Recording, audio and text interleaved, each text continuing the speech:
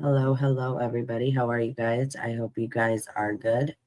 Hope you're having a great day or night, no matter where you are. Today, I want to talk about the American public school system, the American public education system, and the Department of Education.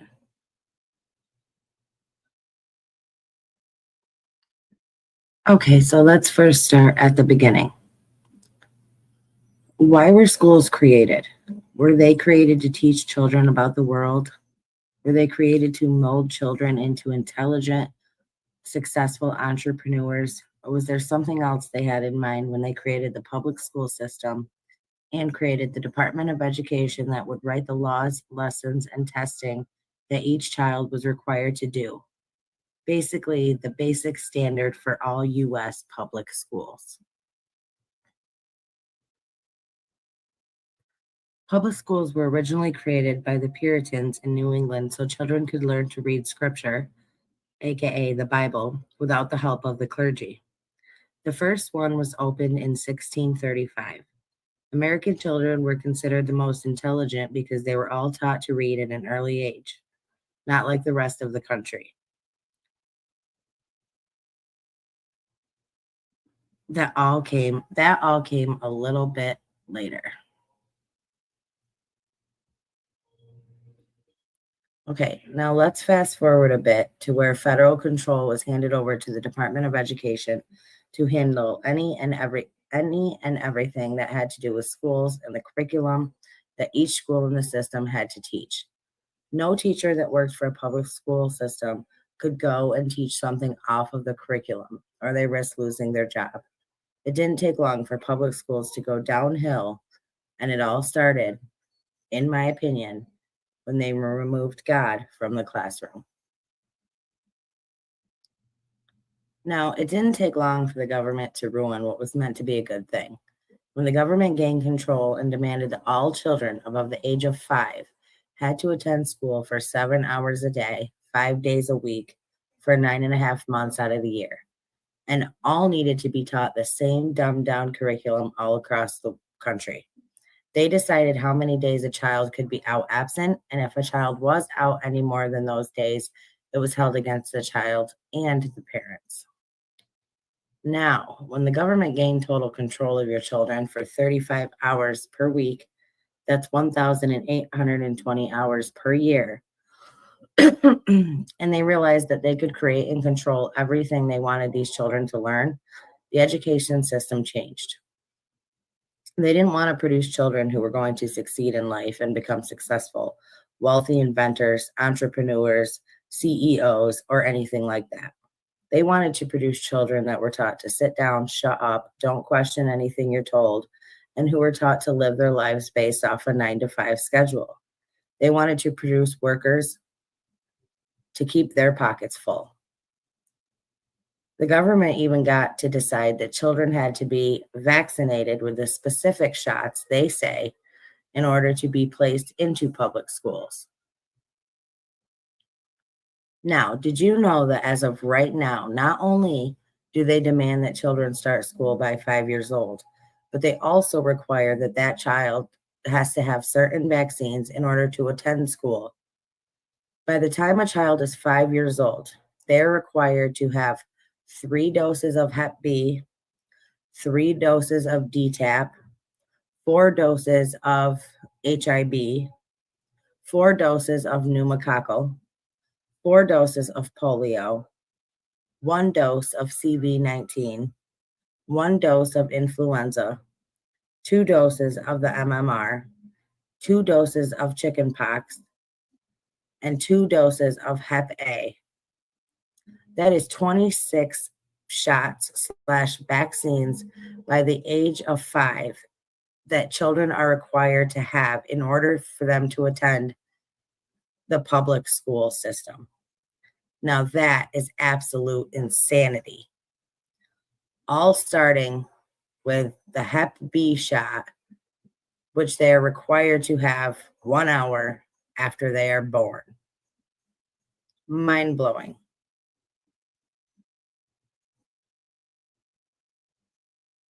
Now, over the years, things have gotten significantly worse. They started lowering the grades required to pass a class and or to move on to the next school year.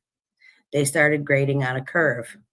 They lowered testing standards and then removed some tests altogether because it gave some kids anxiety.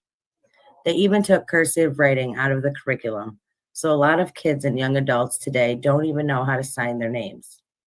None of which is for the benefit of the child/student, but all of which is to dumb them down and keep them right where they are, uneducated without the skills to succeed. Now, today, in 2024, schools are so bad that they are no longer interested in all at teaching children algebra, calculus, trigonometry, spelling, grammar, vocab, science, home ec, shop, or anything else that is useful. They now place their focus on teaching children about sexuality, their political beliefs, their social agendas, and confusing children by telling them that it's okay to be something that they're not. Oh, yes, you heard me correctly. And I wish I was joking, but sadly, this is where we are. People entrust their children to these teachers, coaches, and other staff at the schools for 35 hours every week. And children today have suffered the effects of unhealthy school environments, relentless bullying, and sometimes even mental, physical, emotional, and even sexual abuse at the hands of those people that parents have trusted to teach, mold, protect, and watch over their children. Turn on the news. Every single day, a teacher, a coach, or another staff member has been arrested for inappropriate behavior with a student. Honestly, you start to ask yourself, are these people even being vetted at this point? No, safety at schools today is a whole other issue. With schools jumping on the agendas that they are told to accept and follow, they have created a very unsafe environment for a lot of students. Public schools now allow boys that identify as girls to use the same bathrooms, locker rooms, and showers as girls all at the same time. Schools have put girls in a very vulnerable position, and that is not okay. That should not be allowed at all whatsoever. Schools have allowed boys who identify as girls to be placed on the same sports team as girls, an all girl team, which physically should not be allowed at all whatsoever. Public schools today are producing confused, depressed, emotionally withdrawn, and let's just say angry, disturbed children with severe mental health issues. And they obviously don't care, or they would do something to rectify the situation. I mean, honestly, the public education system, along with the Department of Education, need to be completely dismantled and redesigned so that they can produce what they should have all along: strong, confident, intelligent, successful, independent people who will be the future of the country and lead the world to a brighter and better future for humanity. They need to put God and morals back in the curriculum and teach love and compassion, empathy, and morality. I guarantee the world would be a better place. If schools cannot do this and be what they are supposed to be for children, then parents need to take it into their own hands and do it all themselves. Don't let your child end up a statistic. Make them a priority. All right. So I just wanted to put this out there. This is my opinion, but you need to consider all of the facts. Look at the world we live in today. Look at the mental health of students today. Look at what's happening, and it can all be fixed. Let me hear your thoughts down in the comment section below, whether you agree, disagree, whatever. As long as you're respectful, you can voice your opinion. I love you guys. Stay strong, stay healthy, stay safe. Keep asking those hard questions. Keep spreading that light. And I will see you all next time. Hello, everyone, and welcome back to another episode here at the CNY family. Those of you that are new to the channel, welcome. I hope you like it. Hope you sub. Those of you that are returning, so glad you're back for another video. Let's jump right into it. We have a huge problem in the world right now, and it is of the utmost importance. So many kids go missing every year. The numbers are astounding. Now, granted, some of the children that are reported missing are runaways, a small portion of them. But the majority of missing children are missing for another reason. Now, the statistics that we have are not 100% accurate, and you couldn't say that they are because a lot of these cases are not reported. Now, this is only the cases that have been reported since January 1st of this year, 2024, up until today, August 11th of 2024.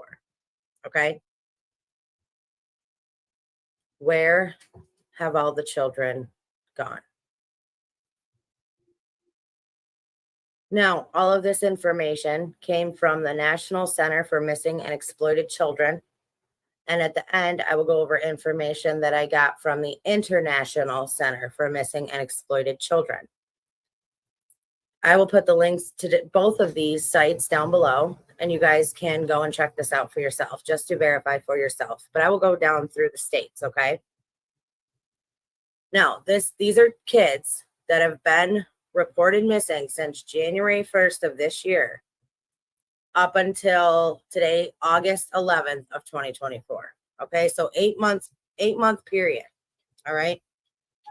Now, these are the ones that have been reported to the National Center for Missing and Exploited Children. Alabama, 17 kids. Alaska, 4. Arizona, 80. Colorado, 16. Connecticut, 5. Delaware, 3. Washington, D.C., 6. Florida, 85. Georgia, 46. Hawaii, 14. We know that one's wrong. Idaho, 4. Illinois, 47. Indiana, 33. Iowa, 3. Kansas, 19. Kentucky, 16. Louisiana, 9. Maine, 0. Maryland, 13. Massachusetts, 30. Michigan, 16. Minnesota, 9. Mississippi, 4. Missouri, 31. Montana, 1. Nebraska, 11. Nevada, 22. New Hampshire, 1.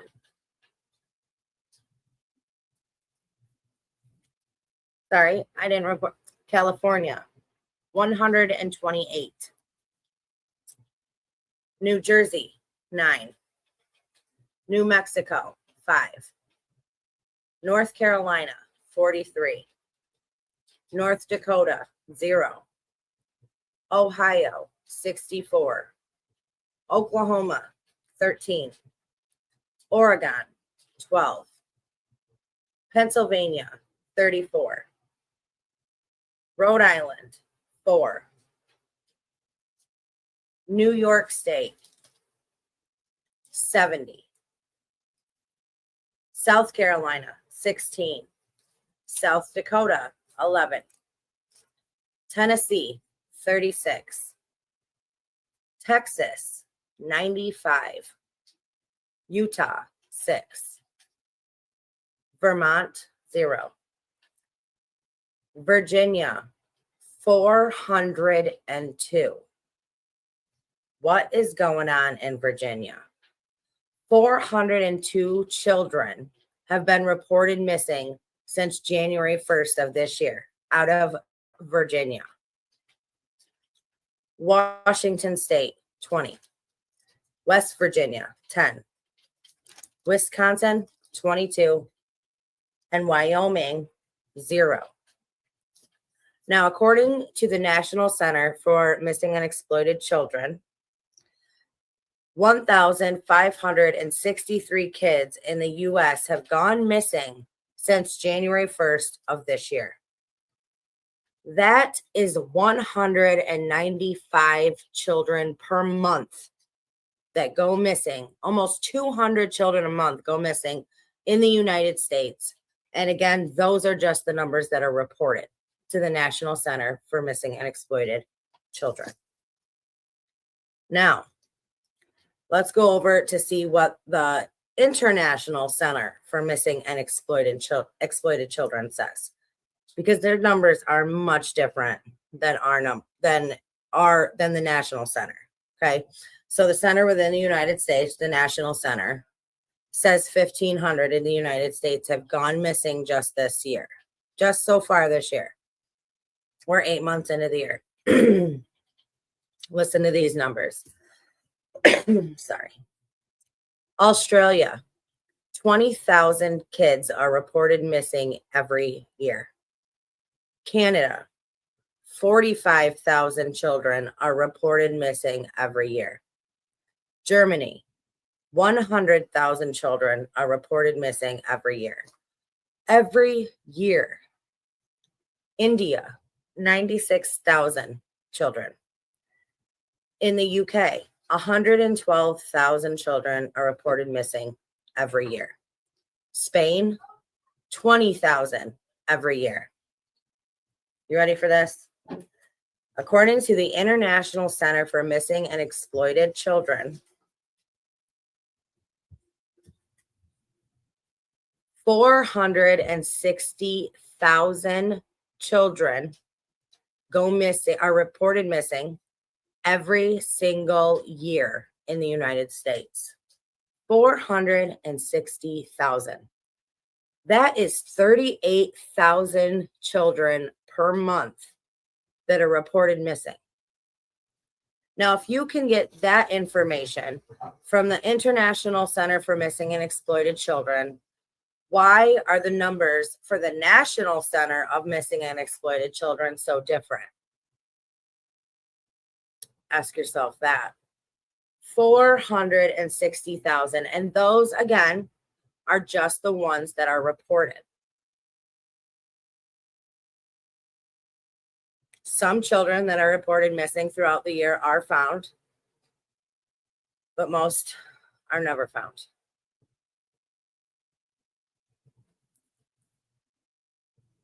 That is one of the world's biggest problems. Unfortunately, it's also one of the world's biggest money makers. 460,000 kids a year are reported missing in the United States. But our numbers that we're being told from the National Center for Missing and Exploited Children are obviously way, way lower than what they should be, or at least what's being reported to the public is a lot lower than according to the International Center for Missing and Exploited Children. This is a huge problem. And it should be, everyone should be concerned. What's up with Virginia? 402 kids have been missing this year out of Virginia in 8 months. 400 children. It's crazy. It's a crazy number. These are crazy numbers. So I'll ask you guys again. Where have all the children gone?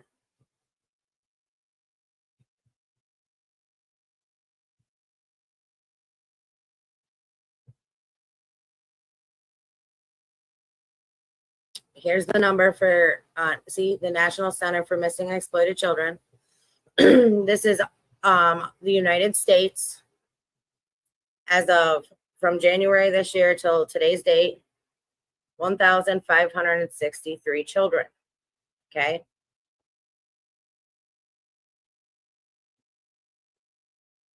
Now let me.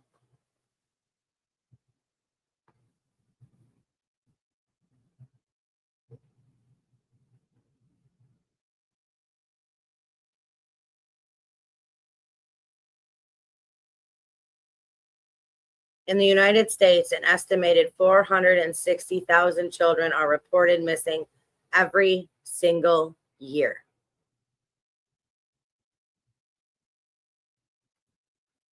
This, however, is only a snapshot of the problem. In many countries, statistics on missing children are not even available. And unfortunately, even available statistics may be inaccurate due to underreporting, under-recognition, inflation, incorrect database entry of case information, and deletion of records once a case is closed. These numbers are not okay. 20,000, 45,000, 100,000, 96,000, 1,900, 45,000, 20,000, 460,000. That, where are the world's children going? Where are they going? What is being done to them? Why is this not front page news every single day? I would love to hear your thoughts down in the comment section below. Frequently visit these sites, just to keep up on anything in case you happen to be out one day and recognize one of these children. You could be you might just save a life. You might just find a missing child. Something's happening to the world's children. Where are they going? Where are they being taken? One missing child is too many. And there's hundreds of thousands every year. I love you guys. I would like to hear your thoughts down in the comment section below. Please hit the like button on this video. Please subscribe to the channel, and please share this video. Get this information out there. Where have all the children gone?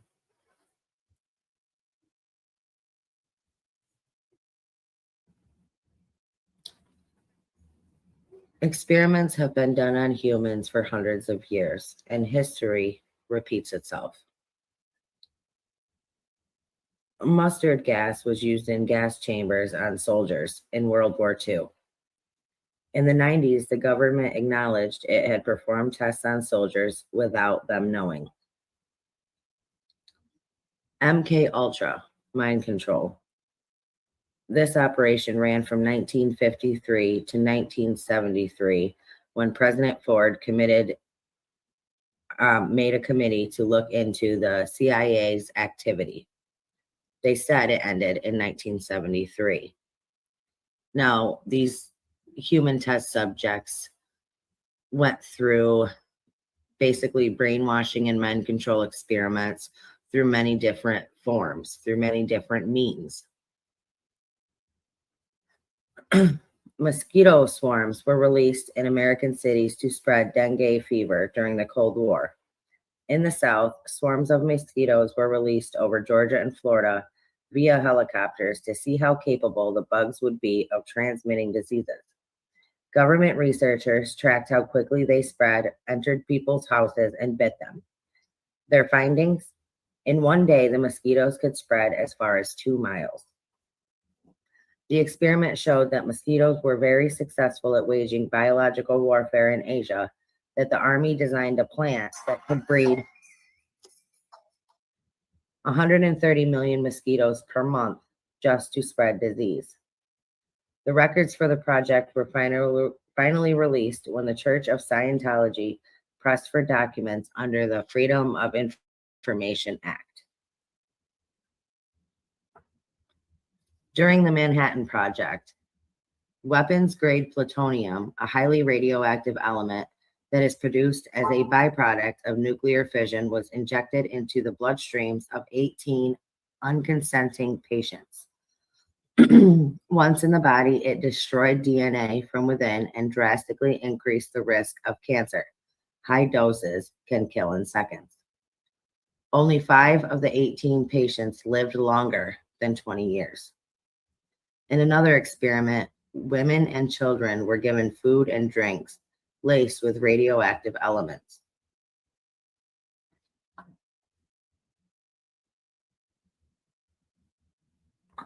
In 1950, U.S. Navy sprayed bacterial pathogens in the sky above San Francisco. Thousands of people fell ill. 1955, the CIA released whooping cough virus near Tampa, Florida, using boats. 12 people died. So many were affected. 1956 through 1958, the Army unleashed millions of mosquitoes. People suffered fevers, bronchitis, encephalitis, and stillbirths.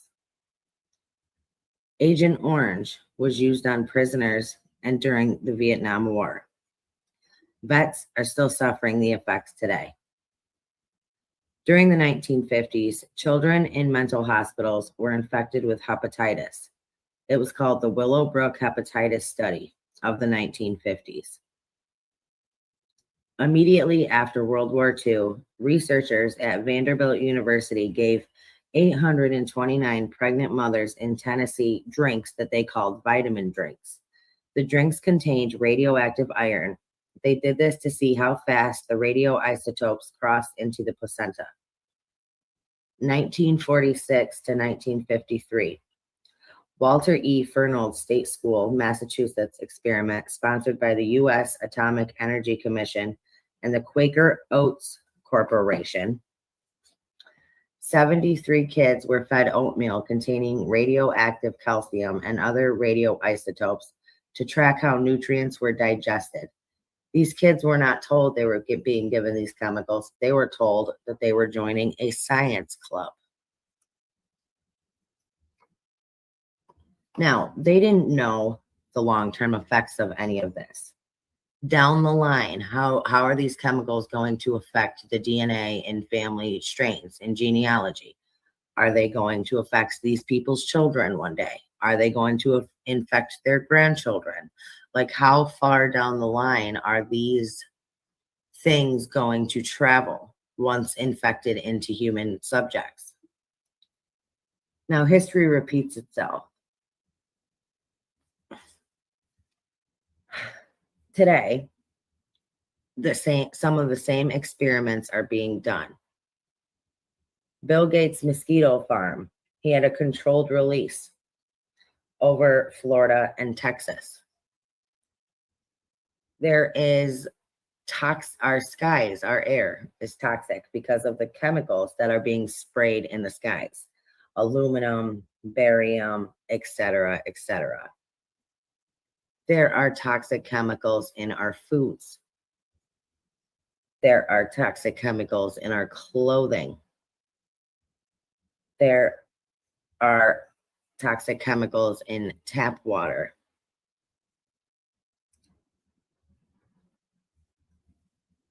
There's so many ways in which they are still running experiments on humans to see how the effects and what will happen to the subjects.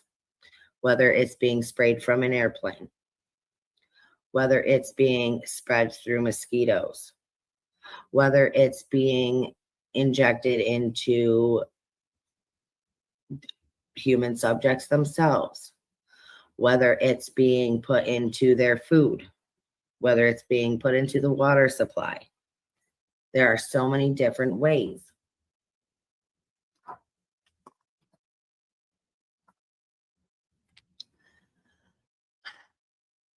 If we only knew, and this is just going to be part 1. I will have a part 2 video coming out.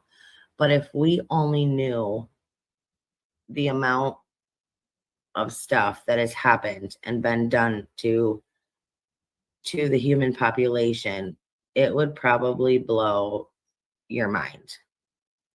It's just non-stop. No, let's touch on this one. In 1950, the U.S. Navy sprayed bacterial pathogens in the sky above San Francisco. Thousands of people fell ill. We know in the 1950s that they were creating these studies and that they were spraying bacterial pathogens in the sky above a city, in the sky above a huge city. What makes you think that they're not doing that today? We know that in the 50s, millions of mosquitoes were unleashed onto the public to spread disease, and it was tracked and studied to see how fast they could do it. And now you have Bill Gates, who owns a massive mosquito farm, who is doing controlled releases of genetically modified mosquitoes. In the 1950s, children in mental hospitals were infected with hepatitis. In mental hospitals today, people and children are given all kinds of medication, and they're the perfect victims, right? Because nobody will believe what they say.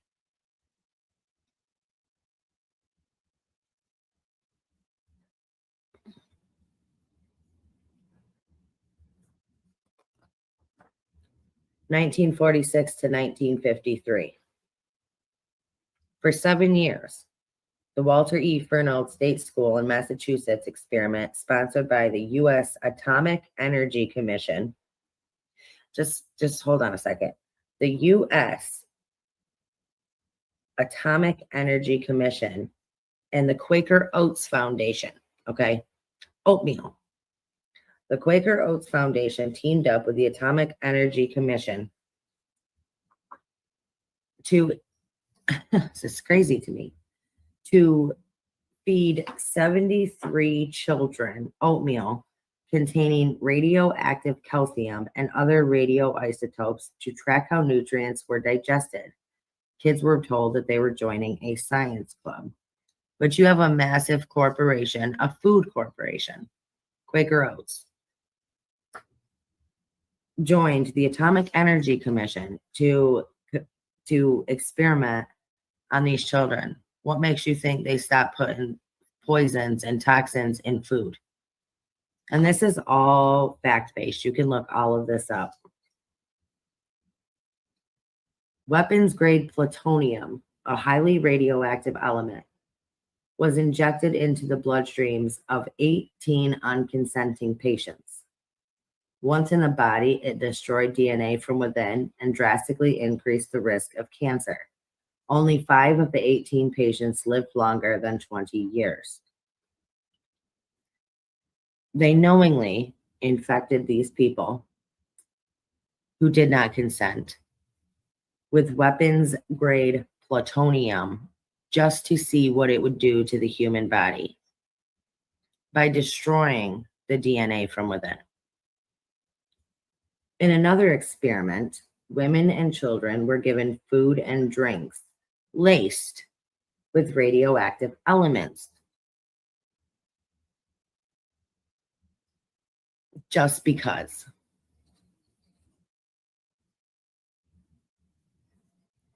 Immediately after World War II, researchers at Vanderbilt University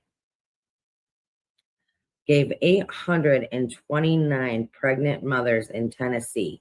So they did this on purpose. They took 829 pregnant women, told the women that they were giving them some type of vitamin drink for a study, and the drinks contained radioactive iron. They did this solely to see how fast the radioisotopes crossed into the placenta. So they said, we're not worried about human life. Let's give 829 pregnant women this radioactive element to see how fast it will transfer from the mother to the baby, purposefully.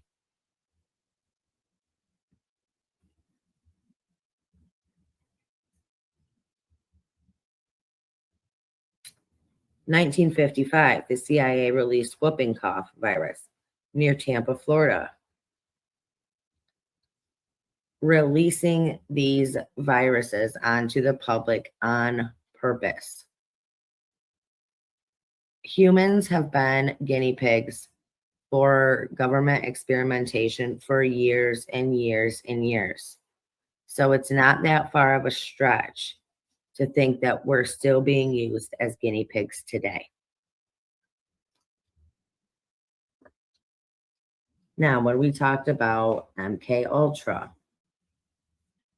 during this, they used things like drugs,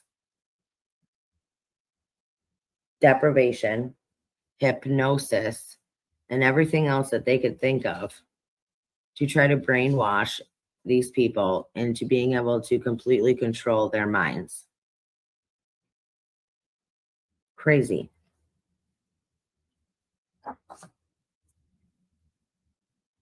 The experiment showed that mosquitoes were very successful at waging biological warfare. So successful, in fact, that in Asia, the army designed a plant that could breed 130 million mosquitoes per month that were made just to spread disease. The records for the project were finally released when the Church of Scientology pressed for documents under the Freedom of Information Act. Now, after Bill Gates did his controlled release of the mosquitoes from his farm, he just happened to release them over Florida and Texas. Not long after that, there was a small, they say, outbreak of malaria. But the Gates Foundation immediately came out and said, but there is no connection to the cases of malaria from their mosquitoes because it is, quote unquote, scientifically impossible for their genetically modified mosquitoes to spread malaria.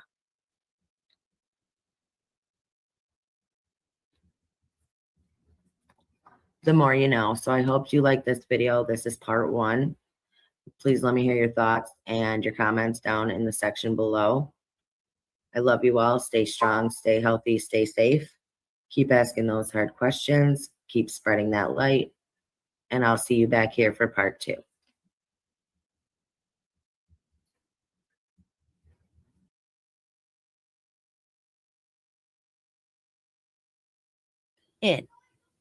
I mean, that's just what it is.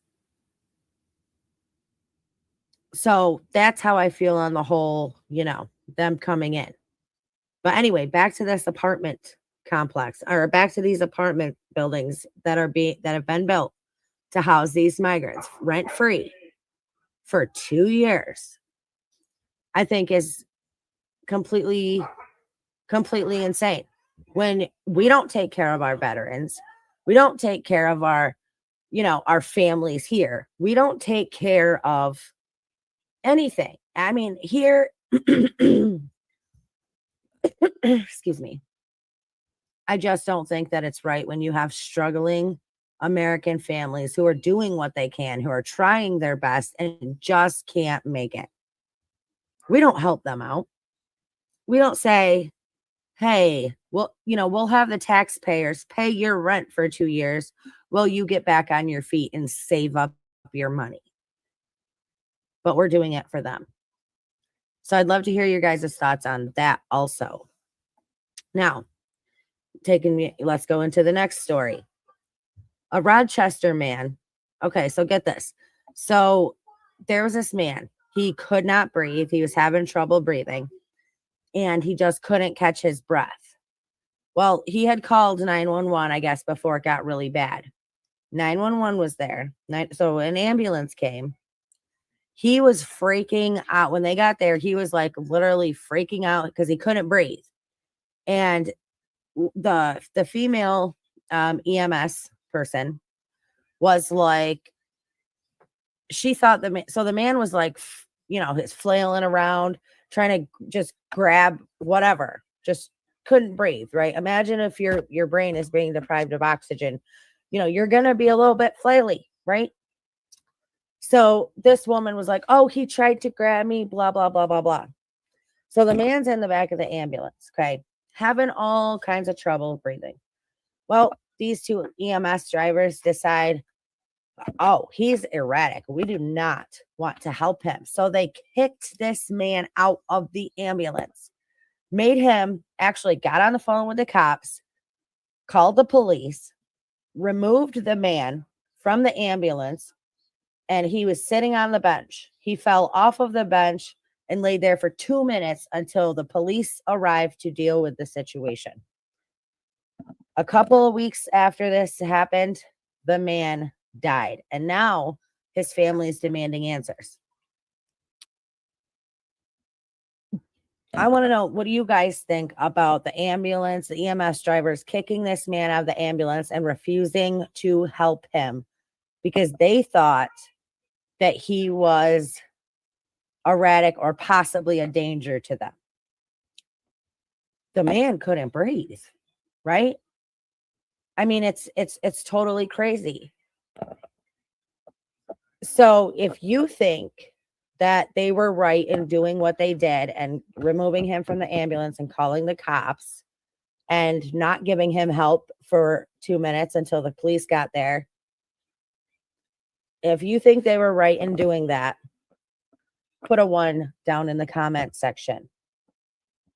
If you think they were completely wrong for kicking that poor man out of the back of the ambulance and refusing to help him, throw a 2 down in the comment section for me. I just want to know where everybody stands on this, because I'm sure there's going to be people that are like, listen, he could very well could have been a danger to them. Like, they don't know this man.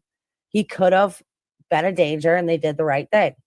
There's going to be people on the other end that go, listen, they signed up to help people. This guy couldn't breathe. He obviously was in need of help and they refused to do their job. They should be fired. So let me know where you guys stand. Okay, now I did want to take a minute and just talk about the Cat Williams interview that he did on Club Shay Shay, and it blew up. I mean, he called out comedians, he called out Hollywood, he called out a bunch of people. He just basically went out there and said, listen, I'm just going to tell the truth. I'm going to lay it all out, whether people like it or not. I always really liked Cat Williams. Think he's funny. Think he's a really good comedian. Always really liked the guy. But, however, everything that he said, like, people are coming out. So you got people that are coming out and being like, hell yeah, everything he said was true. Like, this is true. This is true. Here's proof. Here's all of these old video clips are being resurfaced now. Right. And then, of course, you have other people that didn't like what he had to say about them. And they all came out and said, whatever their response was back to him. None of them came out and said he straight up lied. None of them. But anyway, I want to go just talk about the Hollywood part, where he talked about how Hollywood producers, directors, whatever, Hollywood would try to GROOM children, and they would try to get these. Listen, if you want to make it, if you want to be rich and famous, if you want to be an A-list celebrity, you got to do this, that, and the other thing. And some of them were like, hell no. I don't need to be an A-list celebrity if that's how I got to get there. I'm not doing it. And so this, like I said, all these old video clips were coming out. And I saw one the other day, actually 2. One was of DMX way back in the day, saying that absolutely Hollywood is a bunch of bleep, bleep, bleep. Yeah, saying a whole bunch of stuff. So, and Cat's not the first one to come out and say, listen, this is what Hollywood is doing. This is what Hollywood wants people to do. If you want to be, if you want to make it, and you want to sign your soul away, here's what you're going to do. Right.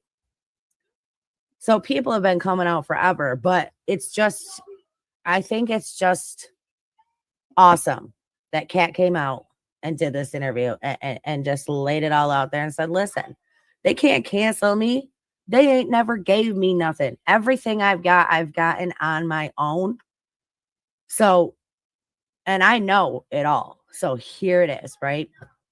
So also this old video clip came out of the Hollywood producers. I don't know if they were shooting a commercial, if they were shooting a scene, but here's Bernie Mac sitting in a chair and he's surrounded by all these kids. And that you can see the producer lady going, okay, now let that 13, the kid had to have been 11, 12, 13. Sit on his lap, sit on Bernie's lap. And Bernie's like, no. And he pushed the kid back. No. And they kept trying and trying and trying. And she walked up to him and she was like, here, Bernie, you put this kid on your lap. And he was like, hell no, I'm not doing it, lady. And, rest in peace. Bernie is no longer with us, but he was one of the good guys. Just wanted to point that out. But how many people, how many kids that grew up in Hollywood have come out and told their story? How many? Elijah Wood, Macaulay Culkin. I mean, there's been so freaking many. And it's like, and people act shocked that they just heard this. People act shocked that Weinstein wanted, asked to do this. And people act shocked that Diddy did what he did. And it's like, I don't know why anybody's shocked. This is not a secret. I mean, it's not a secret. It should all come out. Like I said, 2024, year of truth, the year of light, the year of the veil being lifted. The veil is being lifted, everybody. So I'd definitely love to hear all of your guys' thoughts down in the comment section below about all this stuff. I'm going to end this one here. Please go check out my other channel if you're into spiritual awakening and all of that. I will leave the link down in the description below. Also, I am doing the CNY Family Uncensored videos over on our Patreon. So if you want to see those, it's $3 a month to join our Patreon. And because a lot of stuff I can't post over here no more on YouTube. I just can't. And the third thing, if you guys would like to donate, please consider doing so. It's a massive help to us and it is what it is. If you can and you want to, please do so. The links are down in the description below. Cash App, PayPal, Venmo. I love you guys. Stay strong, stay healthy, stay safe. Keep asking those hard questions. Keep spreading that light. And I will see you all next time.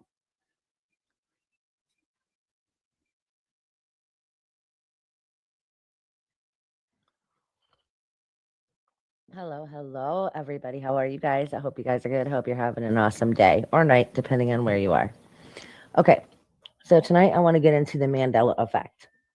Now, I don't know how many people or how many of you believe in the Mandela effect, how many of you think it's real, it's not real, if you've ever even looked into it. But it is a huge phenomenon, and it is so insane to me because there are specific things that I remember as a child. And now they try to tell you that never happened. That's not real. That never existed. And so the Mandela effect is very, very interesting to me. So let's just get into some of it.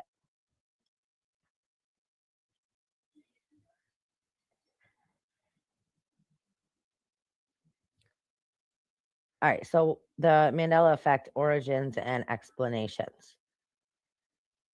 How masses of people can have the same false memory. And it is too. It's so bizarre. The Mandela effect refers to a situation in which a large mass of people believes that an event occurred when it did not. The term was originated in 2009 by Fiona Broome after she discovered that she, along with a number of others, believed that Nelson Mandela had died in the 1980s when he actually died in 2013. Looking at the origin of the Mandela effect, some famous examples, as well as some potential explanations for this strange confluence of perceptions, can help to shed light on this unique phenomenon. Okay.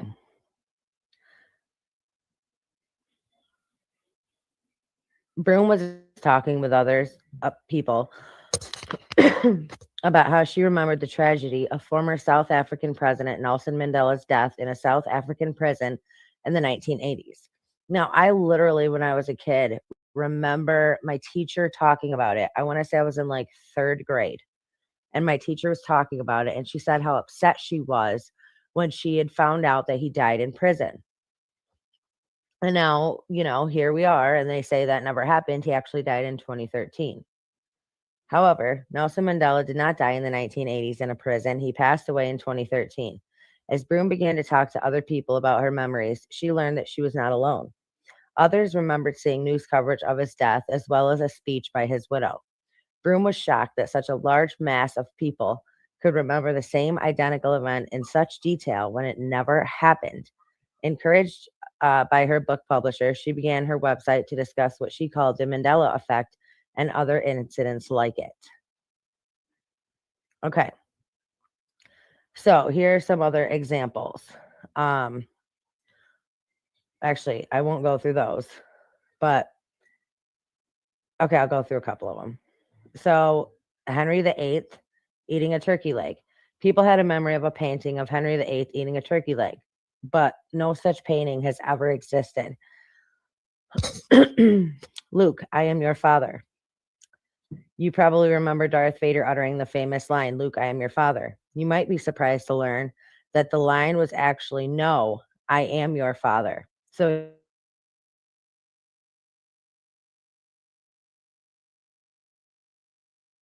asking Luke, who's the fairest of them all? You may be shocked to learn that the line actually began with the phrase magic mirror on the wall. Now, I grew up on Disney VHSs. Okay. My grandpa one day had gotten me this huge box of Disney VHSs. So I like watched these movies over and over and over again. And I know for a fact, okay, that it was mirror on the wall. But according to the internet, it never existed that way. And then you have Oscar Mayer against Oscar Mayer, the location of New Zealand. Where is New Zealand in relation to Australia? If you look at a map, you will see that it is southeast of the country. However, there is a community of people who claim to remember New Zealand being northeast instead of southeast. The Berenstain Bears, a lot of people said it was the Berenstain Bears. So the spelling changed a little bit. Shazam. Again, a 90s kid. So I remember Sinbad. He was on the cover of Shazam, and it was called Shazam. I saw the movie. It was a basketball movie about magic or something. But no such movie ever existed. Many people report remembering Pikachu, a Pokemon character, as having a black-tipped tail. Nope, solid yellow the whole time. Let's see. How many of you ever remember Mickey Mouse wearing a pair of suspenders? Right? Like a lot of us. Nope. According to the internet, Mickey Mouse never once wore suspenders. Now, explanations for the Mandela effect. A more likely explanation for the Mandela effect involves false memories. Before we consider what is meant by false memories, let's look at an example of the Mandela effect, as it will help us to understand how memory can be faulty and may lead to the phenomenon that we are describing. Who was Alexander Hamilton? Most Americans learned in school that he was a founding father of the United States of America, but that he was not a president. However, when asked about the presidents of the United States, how many people mistakenly believe that Hamilton was a president? Why?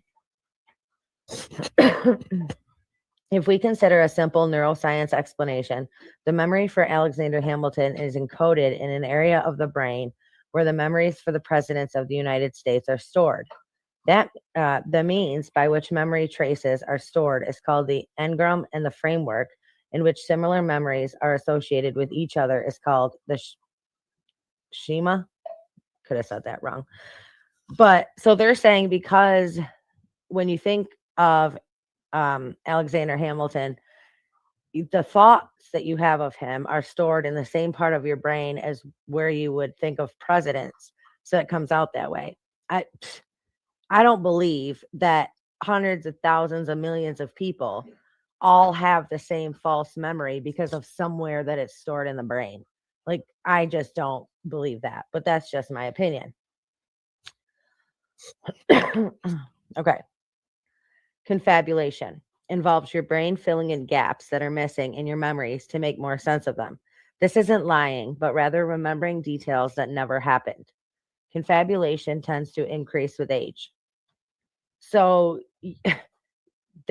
according to this, your brain has gaps and it just randomly uh fills in thoughts in these gaps that and you remember things that never happened. I don't buy that either. Misleading post-event information. Information that you learn after an event can change your memory of an event. This includes event subtle information and helps to explain why eyewitness testimony can be unreliable. But then you would have to say, well, a lot of eyewitness testimony is reliable. So, you know what I'm saying there? Priming. Priming describes the factors leading up to an event that affects our perception of it, also called suggestibility and presupposition. Priming is the difference between asking how short a person is versus how tall a person is.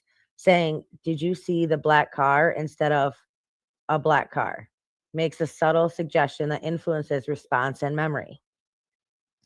In essence, memories are vulnerable bits of information stored in the brain that can be changed over time. While we assume that our memories are accurate, this is not necessarily the case.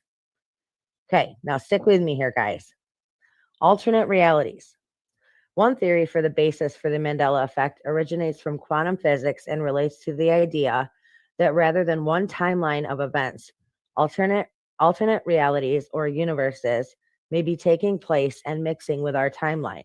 In theory, this would result in groups of people having the same exact memory because the timeline has been altered as we shift between these different realities. You aren't alone if you think this sounds unrealistic. See, okay, now, before I move on to that next paragraph, let me just say this. So, do you guys believe that there are parallel universes out there? Or do you just think that there's one universe and that's it? So, I'm going to poll you guys real quick.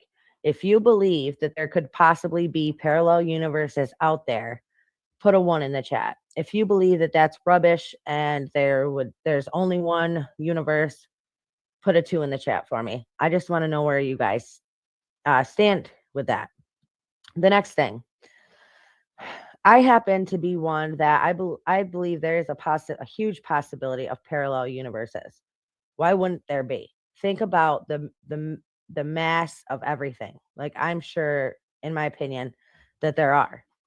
Now, would it be so crazy to think, especially with everything they're doing with CERN, with them trying to do these these projects, that there could have been a shift in the timeline, right? So it could have just verged. They could have merged together and then separated back out, and whatever happened during that time, you know, a lot of us were stuck in that time, or a lot of people are in that timeline, right? So things happened in their brain. Stick with me, guys, okay? While other people were not present during that moment or during that shift, and so it didn't affect them, right? But those of us that remember these specific things happening, it's it's bizarre for the internet and everybody to say, listen, that never even happened. And you're like, what? Okay. You aren't alone if you think this sounds unrealistic. Unfortunately, the idea of alternate realities is unfalsifiable, meaning there is no way to disprove that these other universes don't exist. This is why such a far-fetched theory continues to gain traction among the Mandela effect communities. You can't prove it's not real, so you can't discount the possibility of it. For many people, the excitement of a bit of mystery in everyday life is also likely comes into play. Okay, now I want to go over here and see if you notice up here, they just gave you other explanations of the Mandela effect and why it is to be, but they didn't discredit any of it until they got to the alternate realities. where they had to put the discredit, to discredit it and talk about how far-fetched of an idea it was. I'm just saying, you never know. Okay. Now I want to go over here and show you guys a couple of examples of what in the world I am talking about. Okay. So I hope you guys stuck with me on that one. I was trying to explain it, but listen. Parallel universe, another universe. The time they just shifted together real quick, so the time lapse converged, and then I mean, could it be? Because why do I remember something and you say it's not true? You know what I mean? Like the internet says that never existed. That's crazy to me. Now, I want to show you guys some of the more important, more noticeable things as far as the Mandela effect goes. Okay. Now, Looney Tunes is a good one because think about watching this way back when. Tunes was spelled Toons, and now it says it's spelled Tunes, and it was never like this. How many of you ever remember seeing Tunes like spelt this way on Looney Tunes?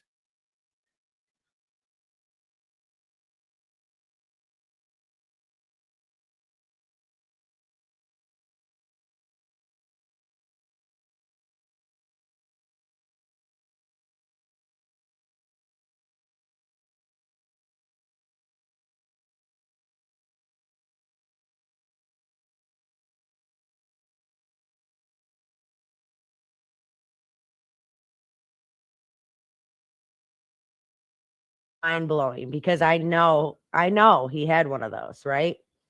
And then Captain Crunch is one that really gets to me because I remember being a kid sitting at the breakfast table and you didn't have video games, you didn't have phones, and I didn't have a TV in my kitchen.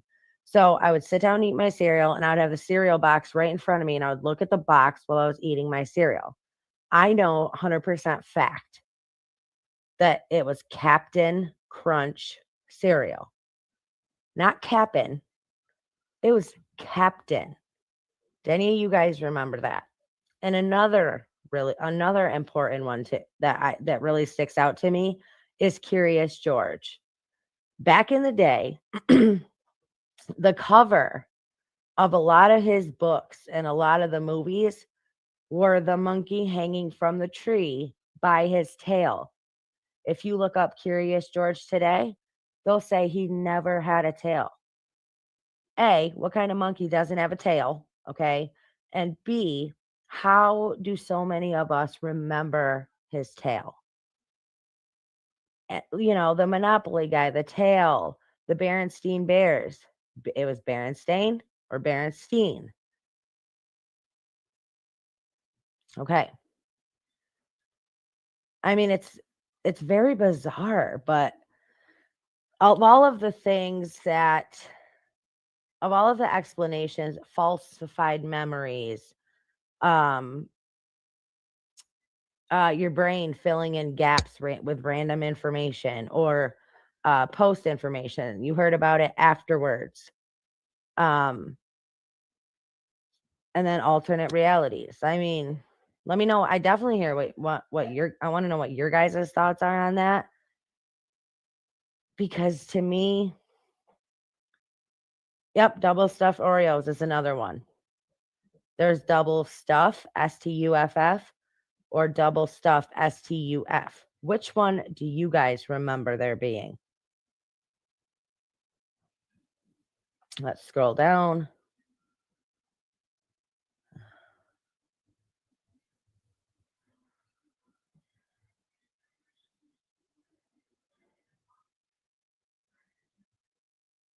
Yep, Coca-Cola had one too.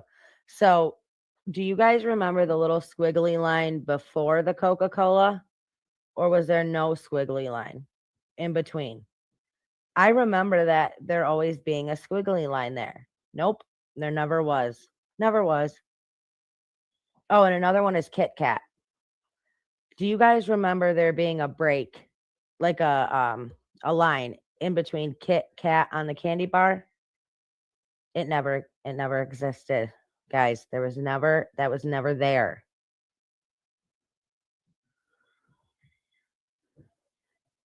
I mean, what do you guys think the explanation for this is? I think this is a very interesting phenomenon, and it piques my interest. So I wonder where you guys stand with all that. I definitely want to hear your thoughts down in the comment section below, because I believe there's a lot of shit that happens like this, that a lot of people are unaware of, So don't think you're crazy if you remember something that somebody else doesn't, because you may not necessarily be crazy.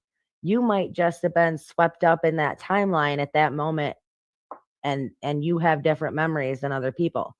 I mean, it's just so crazy. I mean, if we really understood everything about the mind and how powerful the human mind is, and how powerful the brain is, I mean, it's really limitless, don't you think? All right, let me hear your thoughts down in the comment section below. I love you guys. Stay strong, stay healthy, stay safe. Keep asking those hard questions and keep spreading that light. I'll see you guys next time.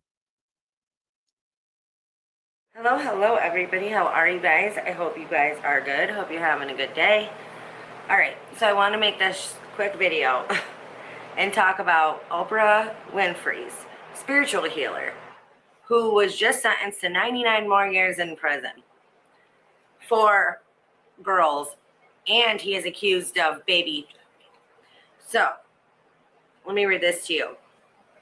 Oprah's personal spiritual healer, called John of God, has been sentenced to an additional 99 years in prison after being found guilty of hundreds of women and young girls.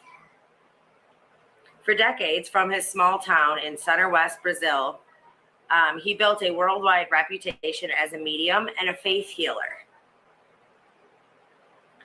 Oprah Winfrey endorsed him in her talk show in 2012 after traveling all the way to Brazil to interview him, calling him inspiring and encouraging other women to seek his help.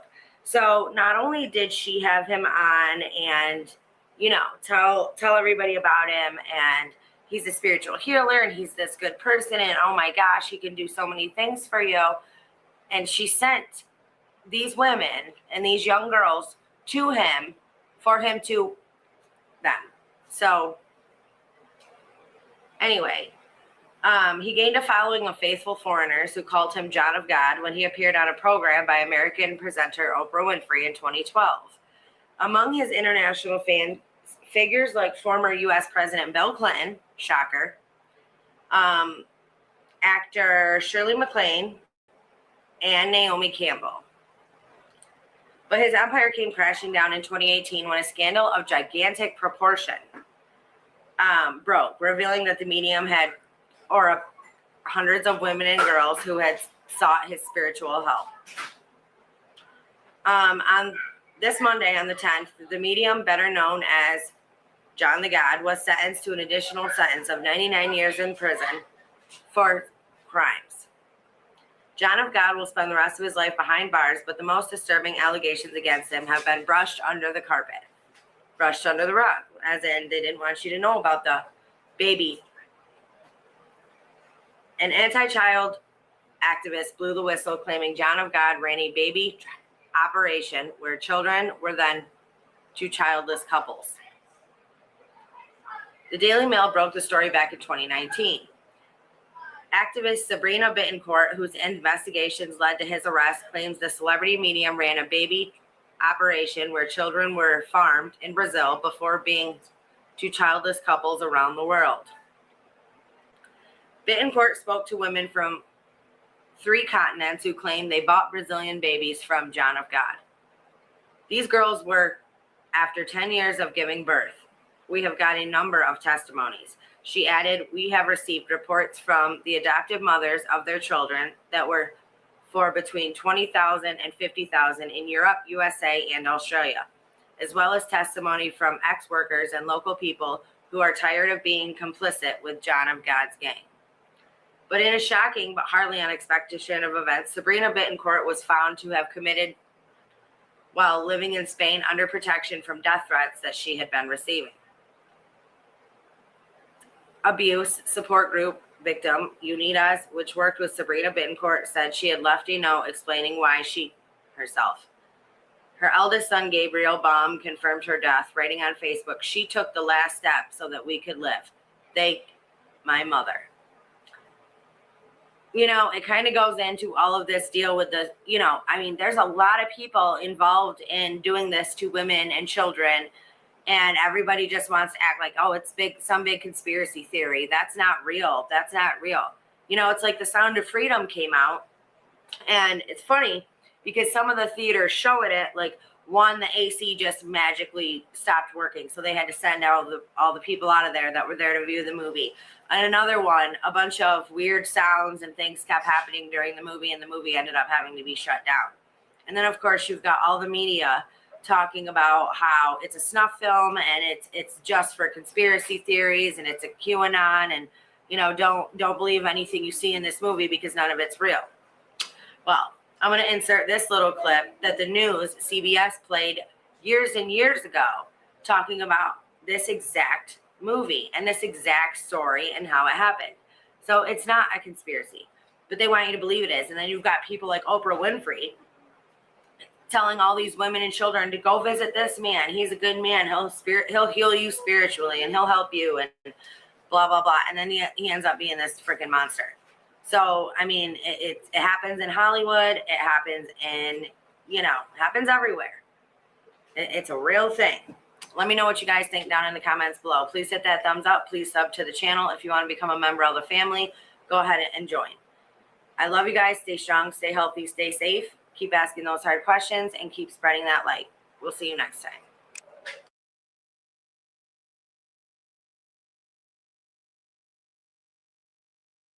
Hey everybody, how are you guys? I hope you guys are good. Okay, so there's a couple things that I want to talk to you about today. The first thing I want to talk about is, so an insider who was in the Nashville school when the happening took place, said that there were a couple of staff members who were always had guns on them, right? They said technically they don't have guards, but they do have staff. So my thing here is, if you have people in the school staff that are carrying guns, right? That are carrying guns to help protect the children in case this ever happens, then why did none of them do anything when this happened? Why did they all hide in their classrooms and nobody come out to help the children? That, you know what I'm saying? Why? If you have teachers who are in there who carry guns, who have permits to carry guns, then I want to know why none of them stepped out and did anything to prevent any further people from getting hurt. Because they were scared? Probably. Not cool though. You know who was scared? The kids in the building. That's who was scared. So these people these teachers who had guns on them during this tragedy and didn't do a damn thing to try to help stop it, that's not okay. That's not cool. That's not okay at all. Like, that's what you're carrying for, right? So why didn't anybody step up and come out and try to end this? Like, I get that the cops were there pretty fast,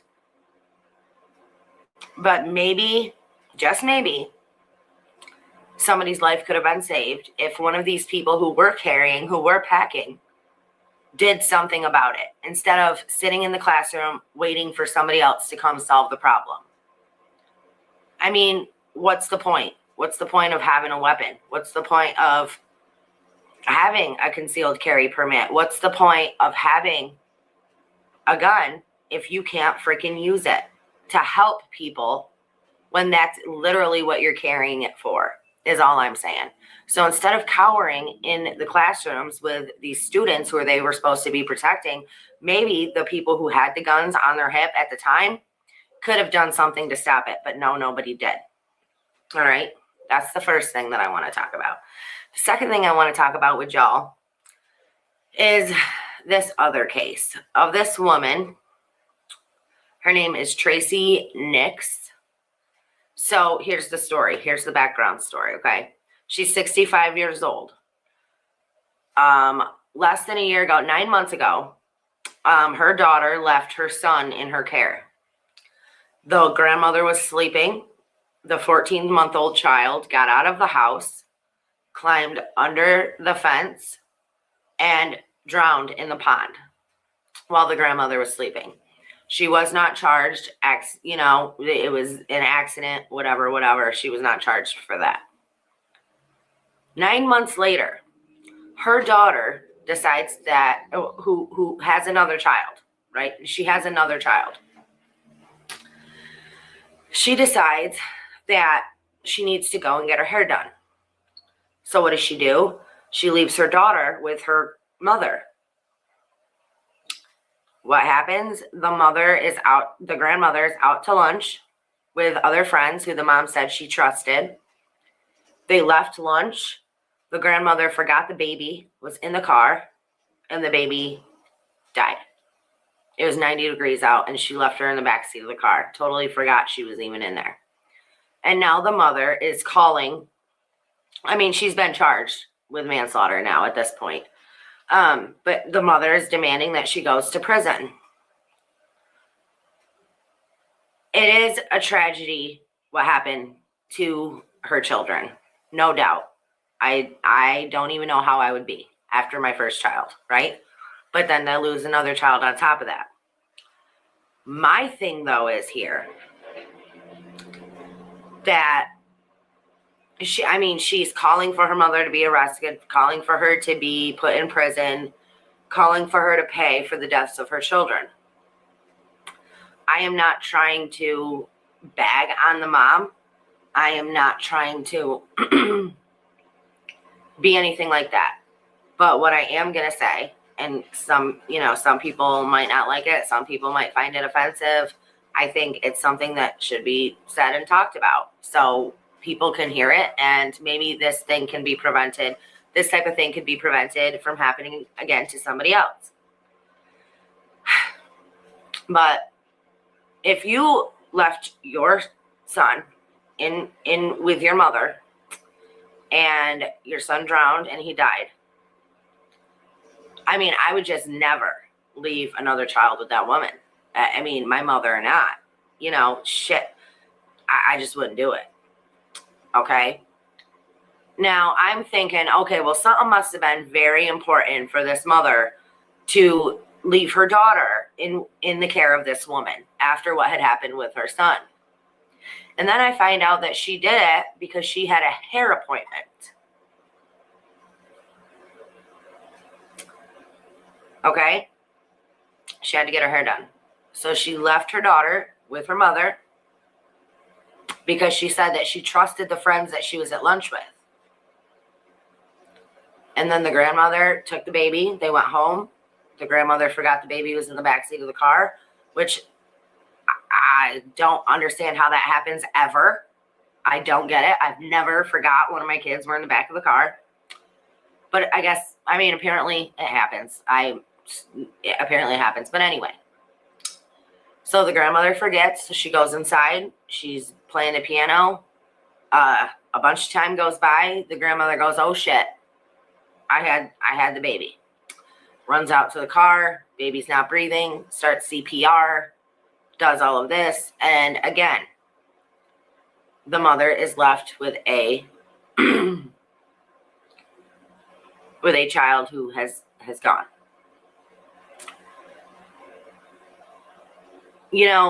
And please, you know what? I don't even care. Don't take this the wrong way, but people are going to take it how they're going to take it. Her hair, getting her hair done was so important that she decided to leave her child with her mother, who had previously proven that she should not be in charge of children. Okay? But she did it because getting her hair done was more important than staying home with her own child. Now, Again, I am not trying to take away anything. I have no idea what this mother is going through. I mean, to lose 2 children, I couldn't even freaking imagine. I couldn't even imagine losing 1. But this second one, it could have been prevented. She could have said, you know what? I'm going to cancel my hair appointment. Shit, I haven't gotten my hair done at a hair appointment in over 14 years since I became a mother. I have a huge problem with trusting people. There are only 2 people in my life who I trust with my children, and that's it. Had either one of these people ever given me a reason not to, you bet your ass I wouldn't have. But my point is here that this second one could have been prevented. The mother could have said, listen, I don't need to get my hair done that bad. I will stay home with my child and everything will be fine. But that's not what happened. And now she's calling for her mother to go to prison. But I mean, let's take a little bit of that responsibility and put it on yourself for deciding that your hair appointment was more important than keeping your child safe. I mean, that's the bottom line. This could have been totally prevented, but getting your hair done was more important. Now, again, this is just my opinion. This is just how I feel. And this is just something I wanted to share with you guys. Okay? So the grandmother has been charged with manslaughter. And, we don't know at this time how much time she's going to get. But I say look at the whole picture here. Look at the whole picture because the mother's hair appointment was more important than protecting her child. So, not for nothing, but let's look at the whole picture here, okay? So anyways, I wanted to bring that up with you guys. Now, as I'm telling you this, I'm thinking about the first story, the Nashville story, about these people who were supposed to be in there to protect children, who carried guns, who had guns on them during this shooting, and did absolutely nothing to stop it. Did absolutely nothing to help those children. Instead, they all sat in wherever they were, locked themselves in a room somewhere, and decided to wait for police to come. Those people should,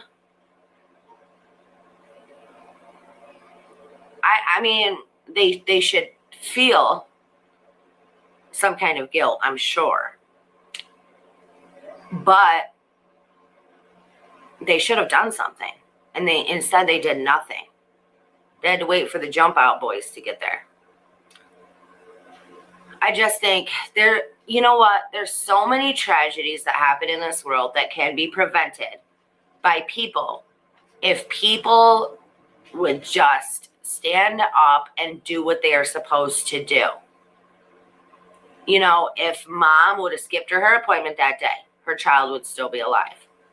If those teachers with guns would have acted and done something, maybe we wouldn't have 6 victims. Maybe there would be less. Tragedies can be prevented if people step up and try to do what is right. But people don't try to do what is right. People wait for things to be done for them. For whatever reason. For whatever reason. And it's just something I thought we should talk about. Just something I thought we should bring up. So let me know what you guys think down in the comments below. I love you guys. It's a beautiful freaking day. Spring weather, finally here. So we can all be happy about that. But I love you guys. Stay strong, stay healthy, stay safe. Keep asking those hard questions. Keep spreading that light. And I will see you next time. Don't forget to comment down below.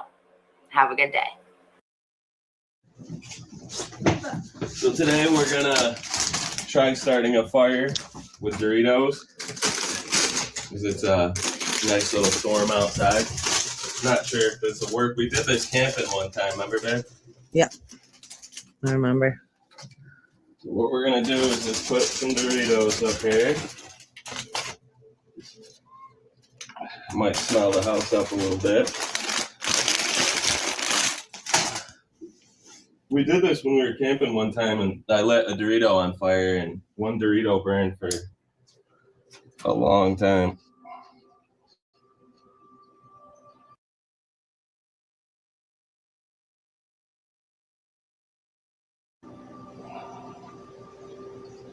We'll see.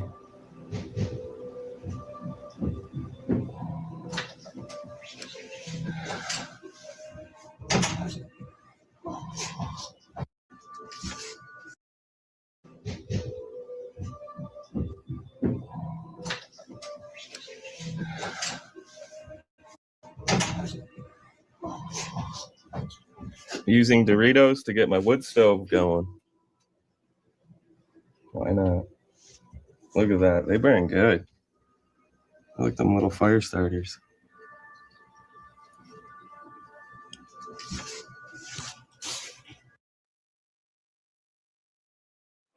Hey everyone, how are you guys? I hope you guys are good. So I want to do a update video on what's going on in East Palestine, Ohio. So there has been a class action lawsuit filed against Norfolk Southern. All right. People are reporting all kinds of sicknesses coming from what they have done. Okay, coming from this disaster. People are reporting, everything from chemical bronchitis. People feel like they're drowning inside. Like they literally feel like they're drowning. They can't breathe.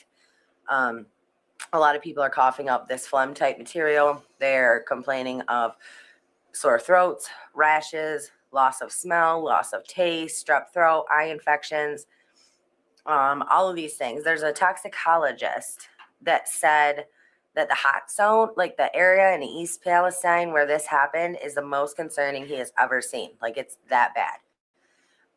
Texas A&M said there's at least 9 different air pollutants that were found in the air at dangerously high levels. Like we're talking pollutants that could bring a whole mess of long-term effects to residents in Ohio. These people are literally being poisoned slowly, literally dying slowly. So there's this one resident. She literally lives 8 feet away from the river. Okay, that's where her house is. It's that close. They had people come in there that tested her soil and everything, and they deemed her house unlivable. I mean, unlivable. Like you can't live there. You have to find somewhere else to go. They offered to buy her out. Okay. They said, listen, sit down, figure out how much it would cost, how much you need to like relocate, buy a new house, whatever, and get back to us with that number. Now, if they're willing to fork out that kind of money, an unknown amount of money to pay people for their homes, you know it's bad. It's so bad that they're willing to pay out whatever they have to, which should tell you just how bad that is. They won't allow residents to get tested for anything. Like there's no toxicologist there that will do anything. They have to bring specialists in. I mean, it's completely insane what's happening to these people. When I did my video back when this happened, and I said the controlled burn, I said all of this stuff is that this is just toxins going into the air, going into the water, going into the soil.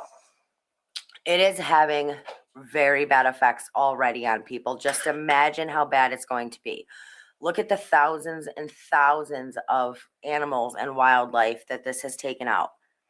This is not good. And now there is another explosion, a metal plant on fire in Ohio. So you got all those pollutants going into the air. I mean, this is completely insane. It is not safe. It is not safe. They literally have pictures of, in the school, they have like these locks on the water fountains so nobody can get the water because they cannot allow children to drink this water. That's how bad it is. There's locks on all of the water faucets, all of the Yeah, water things in the school, which is totally insane to me. So if you live in Ohio, if you live in this area, please, please be careful. Buy a gas mask if you can. Get one, barter one, trade one. I don't care, but you're going to need one. All right, let me know what you guys think down in the comments below. I love you guys. Stay strong, stay healthy, stay safe. Keep asking those hard questions and keep spreading that light. We'll see you next time.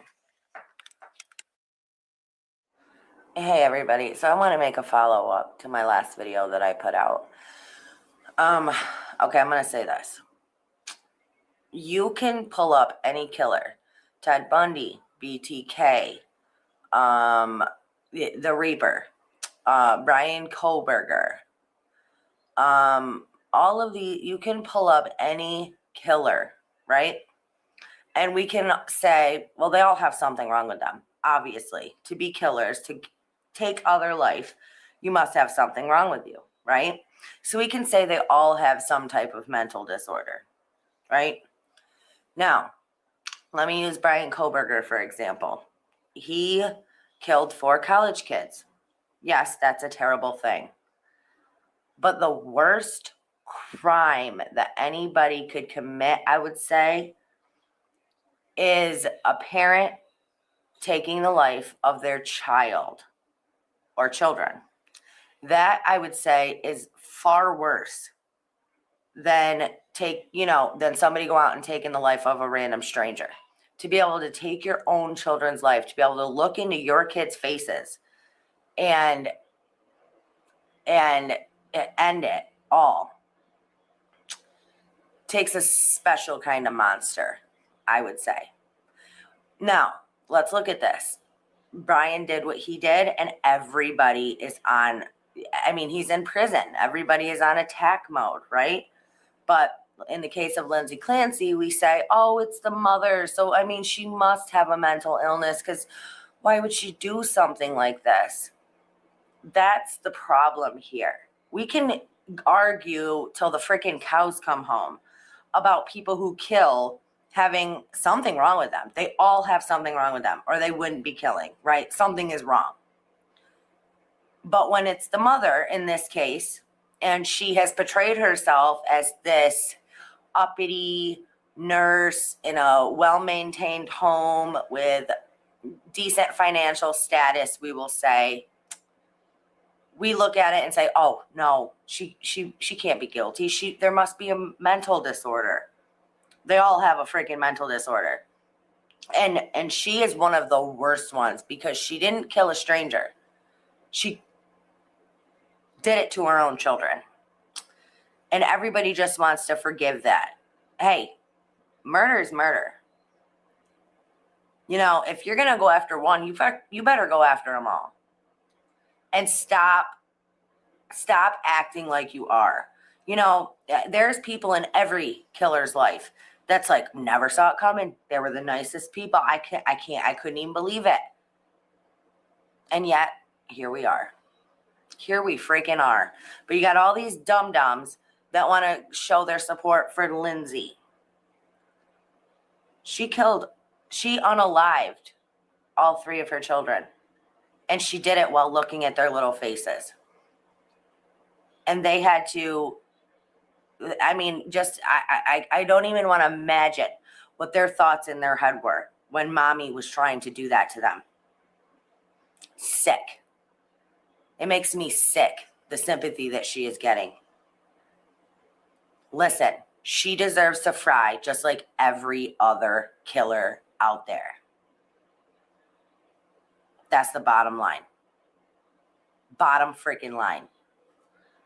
All right, you guys, let me know in the comments below. I'll see you later.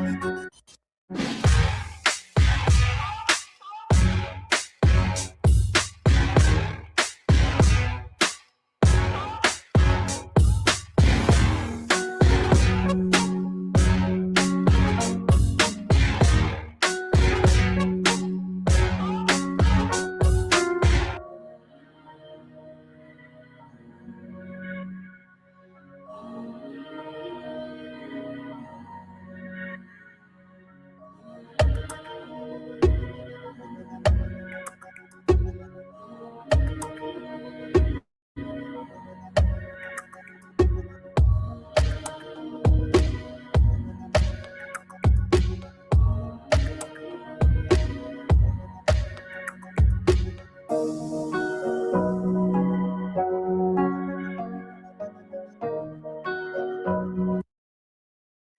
everybody, good morning. Okay, so I just wanted to make this quick video. There's a couple of things. So in the case of Trinity, the dog's not picking up her scent outside of the fence of her aunt's house doesn't make any sense. I don't understand where they got their dogs, if they trained their dogs. I don't understand what is happening with that, but it doesn't make any sense that the scent stopped there, unless right outside of the fence she got into a vehicle. That's the only thing that would make any sense, and why the dogs couldn't trace it. The next thing is, I was trying to compare like these dogs to the dogs that couldn't find Kylie's scent. Now, I have said before, I think the dogs couldn't find Kylie's scent at Prosser because I don't believe she was there. But in this case, with the dogs not picking up her scent at all outside of the fence of the house or the gate or whatever, that either the dogs are not trained to do so, or she got into a vehicle. Now, I don't know, because we haven't heard anything about her getting into a vehicle.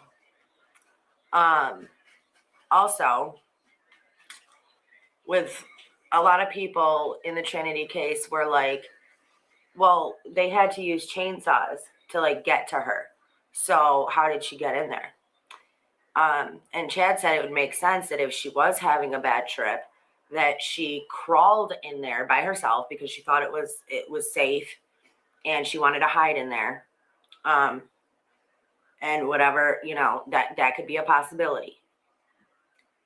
So that could explain how she got in there. We just don't know. Another thing that I wanted to mention, the real pandemic here is drug use among the youths. Now, weed isn't good enough anymore. Kids don't want just weed. They want weed laced with other things. They want to trip out on acid. They want to do DMT. They want to have this out-of-body experience. The problem is that kids see things. They can look it up. You can look it up how to make these things, and then kids try to make it on their own to save themselves money.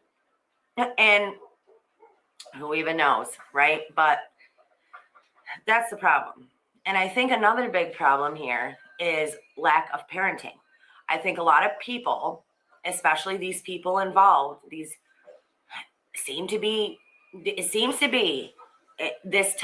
area, Nevada County, Placer County, it seems that these kids do whatever they want, whenever they want, with no parents saying anything about it. I think the problem is that a lot of parents want to be their kid's friend instead of being their kid's parent.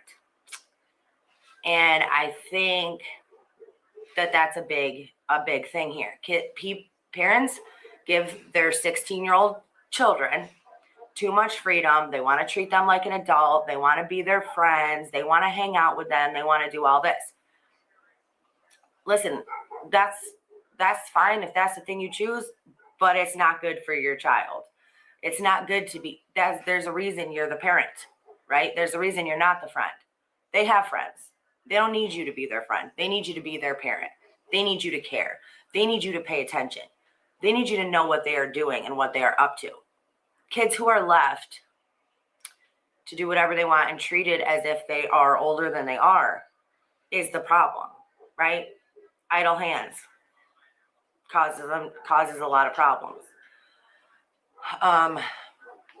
So I did want to say that. Also, I am going to get back into Kylie's case. I never quit doing that, but I did want to talk about Trinity and what was happening with her. And CCTV had talked to the boyfriend. Not that I believe a word he says. I take it with a grain of salt. But it's odd that his last two girlfriends both ended up dead. I'm just saying. What are the odds, right? What are the odds? That's what I say. So anyways, I think that is the big problem here, you guys. I think that it's lack of parenting. I think it's parents that want to be friends with their teenagers. I think it's parents give their teenagers too much trust. And this is what it leads to. This is the shit that it leads to. Where's the blue one of this? I don't know. But you are your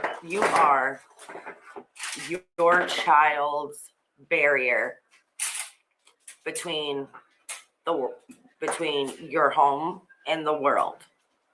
And I think taking that seriously is a very important thing. Because when we all looked into Kylie's case and we saw these kids partying, doing whatever they wanted, no parents seemed to care. Kids just seemed to be allowed to do whatever they wanted to do. And not for nothing, I'm not saying anything against, because I know Lindsay and Andrea, however you say it, I'm sorry, are two totally different sides of the coin, right? But it seems to be a theme, right? That these kids were allowed to do whatever they wanted because they were treated older than they actually are. So I think that's a big problem. And I also think that I said, like, these kids, weed isn't good enough anymore. So they got to try everything else. And how easy is it to look something up and try to make it on your own? I'm just saying, that shit happens every day. So whatever she was on, LSD, DMT, whatever it was,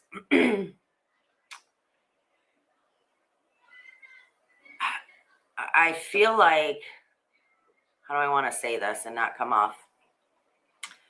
I feel like both of these cases could have been prevented, if you know what I'm saying. So that's just how I feel. And I wanted to put out this quick video and give you guys my thoughts. But I will be jumping back into Kylie's case, hopefully getting somewhere with that. But I appreciate all your guys' support in trying to do what we do. And I want to thank everybody for showing up to the members live last night. And I just want to thank all of our supporters, our subscribers, everybody. You guys are awesome. We appreciate you. And, you know, we'll just keep trying to get justice for these kids. That's all we can do. But that's the pandemic. That's really what I believe is lack of parenting, parents wanting to be friends with their kids instead of being parents, and kids just having all this freedom and being allowed to do whatever they want to do. It leads to shit like this. So please be careful. Parent your children. Don't let them grow up too fast. Like, you know, that's our job. All right, you guys. So I just want to get this out there. I love you guys. Stay strong, stay healthy, stay safe. Keep asking those hard questions, and we might just figure out some of these things. Oh, and please hit that thumbs up. Please subscribe to the channel. And those of you that want to, go ahead and hit that join button and you can become a member of the family. We would love to have you. And that would be highly appreciated. Also, anybody who wants to donate, links are all down in the description below. We love you guys, and I'll see you later. Bye.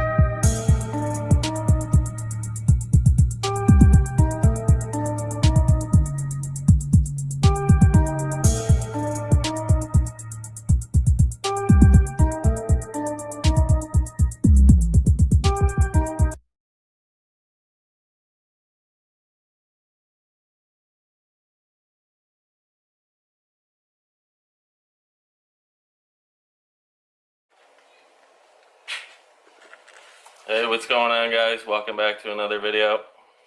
I'm Chad. Chrissy. All right, we got some gear we're gonna take a look at here. Some of new survival gear.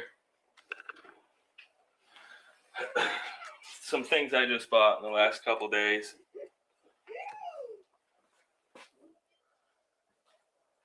I bought this new little survival med kit bag.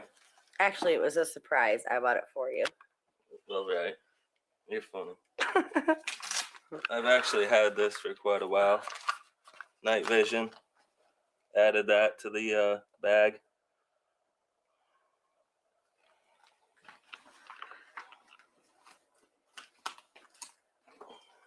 Just got this. Life straw, 1 gallon.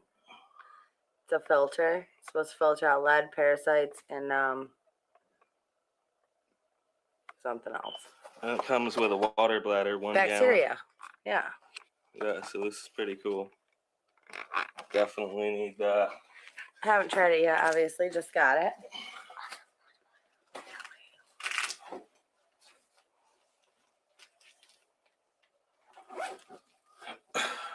All right, let's take a look inside here. This is the, what was it, 100 piece? 100 piece. Yep. Med kit. Open it up. We got a little first aid bag here. Yep. Pretty cool. This flips up. What do we got in here? Fishing gear, a little bit of fishing stuff. That's pretty neat. See, we felt like we had to make a follow-up video because one of the last comments on our last video when we did our original bug out bag was, well, you guys should have more than one bag. We're like, well, we understand that, but that was our first one. So, like, this is our second one. Right, and I just bought this new backpack. This one's mine. I switched with her. This is her bag. This is mine. Parachute cord. There's a lot there. This paracord. I surprised him with that bag to pack too, just so we're all clear. That's awesome. Is that camera? Yeah. Everything? Yep. We got a compass. Show it to that one too, though. Just Take a look. Always good to have a compass when you get lost nice. in the woods. You know what's weird though is that no matter what direction you're walking, it always feels like you're walking north. You guys think the same? I don't know. I have trouble for some I have one reason of these in my using truck. a compass. I have one of these in my truck already on the visor. This is really good to keep in your vehicle. Yes, you should, especially now with like driving through places where you never know what's going to be going on. You should have one on your visor and with you. Because it's got a window smasher. Smasher. Yep. You could, Smash the glass out. and it's a workable Or- pen. And it's a pen. Or It's a defense. You could jab somebody in the throat if you had to. yep. You know, to get I mean, away. hey, Whatever works. right? Is it? Would you rather run Well, somebody this was over or nice. jab This them is in the nice. throat? I looked through this the other day, actually. So this is one of these flipper knives. Flip open, they're pretty cool. It's Really wicked sharp. Yeah, for real. They'll take the hair. Nice. That's pretty cool. Yeah, it just comes open. That's easy, right? You just gotta flip it. Right. The more you play with it, the better. Yep. They're fun. I love knives. Got a bunch of them. I just feel like, especially today with everything that's going on, like Flashlight. you need to have stuff with you at all times. And I think this is a fire starting flashlight. Because I have a flashlight that if you hold a piece of paper up and you put the light on it, it'll light in like, It is one of those 20 because you can seconds. see the inside circle yeah, if it's you like look. a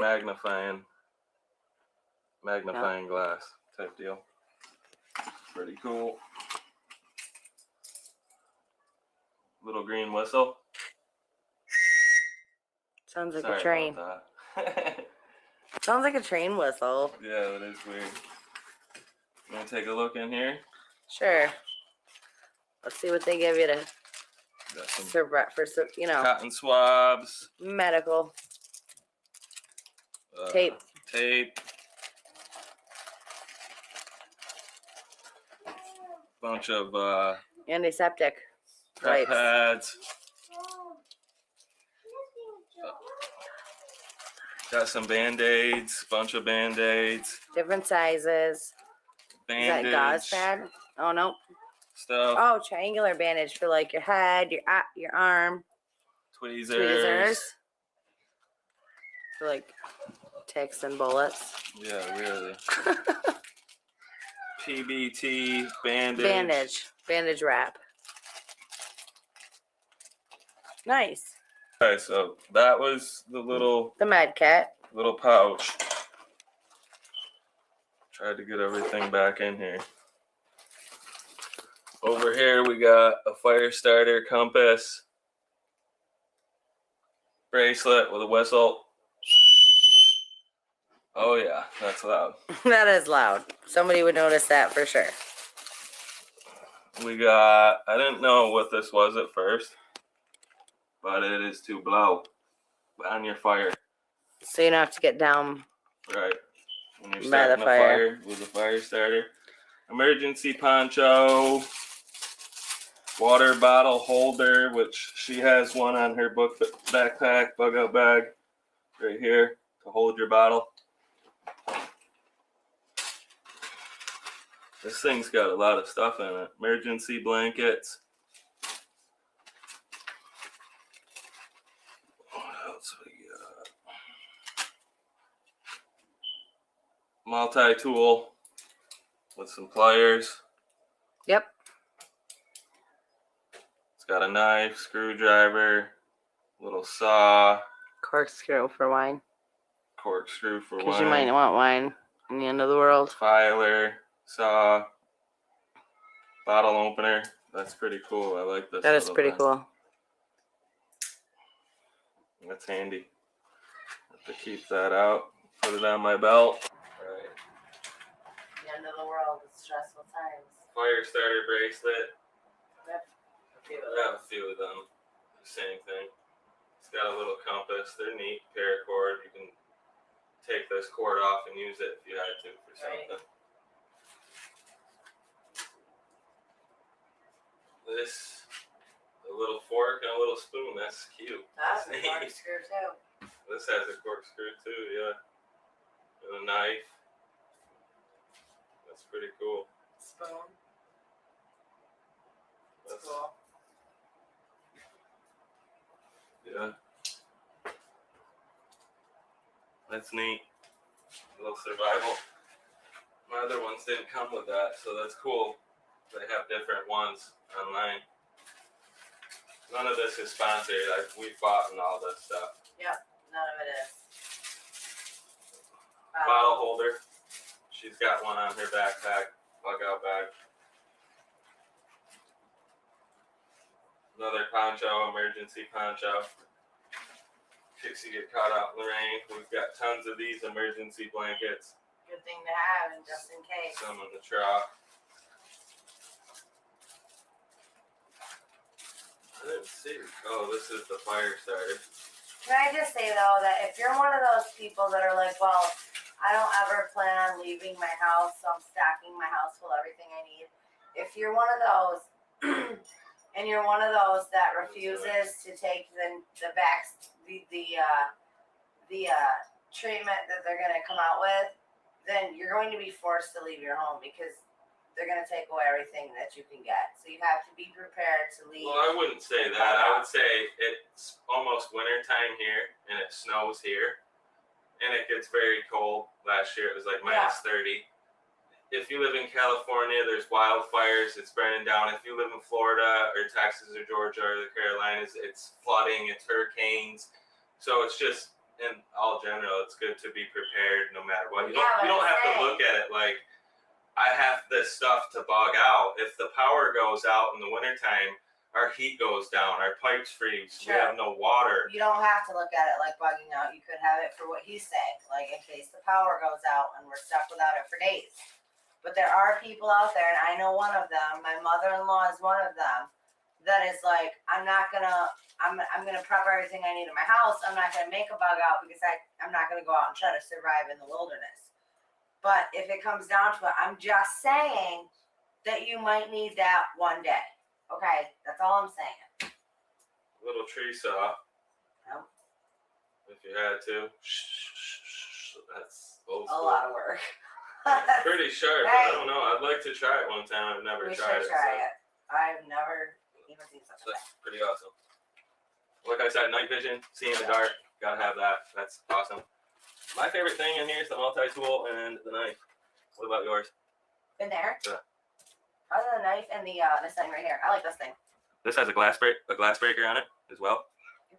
Okay. I like this thing because you can use it as a pen. You could use it if you're in a, like, you have to smash out a window, or it could be like a weapon. And if like you're driving through a city that's full of like protesters, you know, you have a weapon in case they try to jack you out of your car. Well, this has a glass breaker too on it. Well, I'm saying. So this would be, This, and is like a this this should be sold as a multi-purpose tool because it is. and there's a bottle opener, so it's pretty handy. This is a Right. nice knife. Real handy. The one you got in your thing's a little smaller. The only thing I can't do with that I can do with this is right. Right. So that's a look at this new little med kit, survival kit. Yeah, parachute cord, paracord. Paracord. It's pretty awesome. I don't know. We should have to use that on a clip or something. You never know. You never know. Hold up tarp to make a shelter. Oh, you can use that for that. You can use it for anything. Yeah. Hold up your pants. See, I gotta learn to think more survival. I tried with my bag. I put some extra stuff in here. We'll Yeah, go over this- his bag first, and then we'll go over my bag. Well, I don't have to go through the whole bag. They've already Right. seen this. Some of Is it you the saw. If you didn't see the last video about the bug out bag, watch that one too. this is you've seen this last video. This is the running snail. Make sure you hit that thumbs Weather up. radio. Flashlight. Pretty Hey, cool. we didn't even charge it, and when we took it out of the box, it We went were the whole time camping, we were camping. Right. So Gloves. $20 for the running snail. Bunch of zip ties. I have a bunch of zip We ties. did. We bought a bunch of zip ties. We have some in our bug out bags, and we also have them at home just in case They're very good to use. They're handy. for like lots of things. Yeah, you could definitely use them for pretty much anything. This bag Not just like beating somebody down trying to spray come in with your a bunch house. of clips right here, which was pretty cool. Inside the bag it came with a Water. water holder. I have my flashlight back here. I think I showed you guys that last time. Yep. This is a really good flashlight. Highly recommend it. You have a Should flashlight. be in my backpack. You have two. I have a handheld one that you have to squeeze. No batteries or ball. Figure that out, right? She got a flashlight that doesn't have batteries. Doesn't take batteries. I mean, no charging it, and there's no ball. You But just gotta go like this the It's a whole time flashlight. you're using it. so yeah, I hooked this on. This backpack is how many liters? 42. 42 liters. 42 liters. I bought it on Amazon. It came with a Not. A little mesh. What do you call it? I call it tote bag. Oh yeah, tote bag. It's a drawstring bag technically, but These are very handy. This is brand new. I've never used it. Big saw. I think you've seen that. That was in my other bag too. you could be captured by a jigsaw and have to cut off your own foot. That'd be something you need, right? No, No. not for that. This is Just new saying. stuff I added. This is the Patriots Sun Kettle, For Patriots. which I'm Not gonna sponsored make a yet, video by the way. on this one day. You just set it up outside in the sun. And it gets hot. How cool is Solar that? It's powered. a solar powered freaking kettle. 90 minutes it will boil your water. It says, or you could use it to store food or. So if you're stuck by a creek and that's all the water you have access to, you can fill it. It'll boil the things out of it, so you can. It's like drinkable. Right. You gotta do both.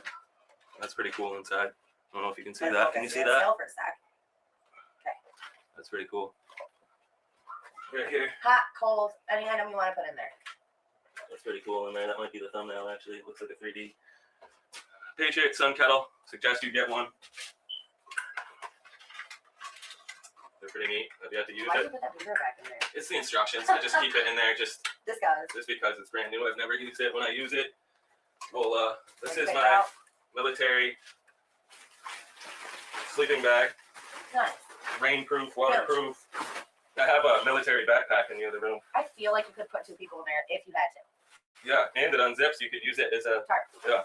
So, Nice. and it's Immediate shelter. there you go. Or a sleeping bag. You just don't know. You guys seen this last time? Highly suggest 72-hour survival food kit. 3 days worth of food. Not sponsored by them, by the way, but totally would be because they have a great product. Very great product. Amazing. Rope. You could. Then on this side, I just got my Marines hatchet, and that's it for this So bag. far. So far, it's not done. There's still a lot of room. I could put stuff in there, so that's pretty cool. And then a lot of this stuff you saw in the last video. Like I said, if you haven't seen it, go back, watch it, and make sure you hit that thumbs up. But we got the food in here, extra snacks for the kids. Annie's organic. There's Crackers. tons of, there's at least 40, Freaking 50, food bars. there's 40 or 50 candy bars, protein bars in there, so. If not more, it's stuff. It's full. I didn't count it. We got more up here. Plus, here's the life straw. It's convenient if you have to, like, you know, have access to water, just drink out of a river. And then here's the flashlight we were talking about. Oh, that's the flashlight, yeah. I It's wish not I bad. Like, but you can, Looks kind of done. shut up, John. I'm saying, how do you, oh wait, here's the lock on this thing. So you just have to go like this. That's what I meant, and it'll like get brighter and brighter and brighter, but you don't have any batteries for it, so I guess that's a plus. And then more bars, of course. Gotta have more bars in there, just in case we would run out of food, but we've tried to prepare. Then here we have another 72-hour kit, just in case. Just in case those people that want to be like, oh, you might get separated. We might, so we all got 3 days of food. Right.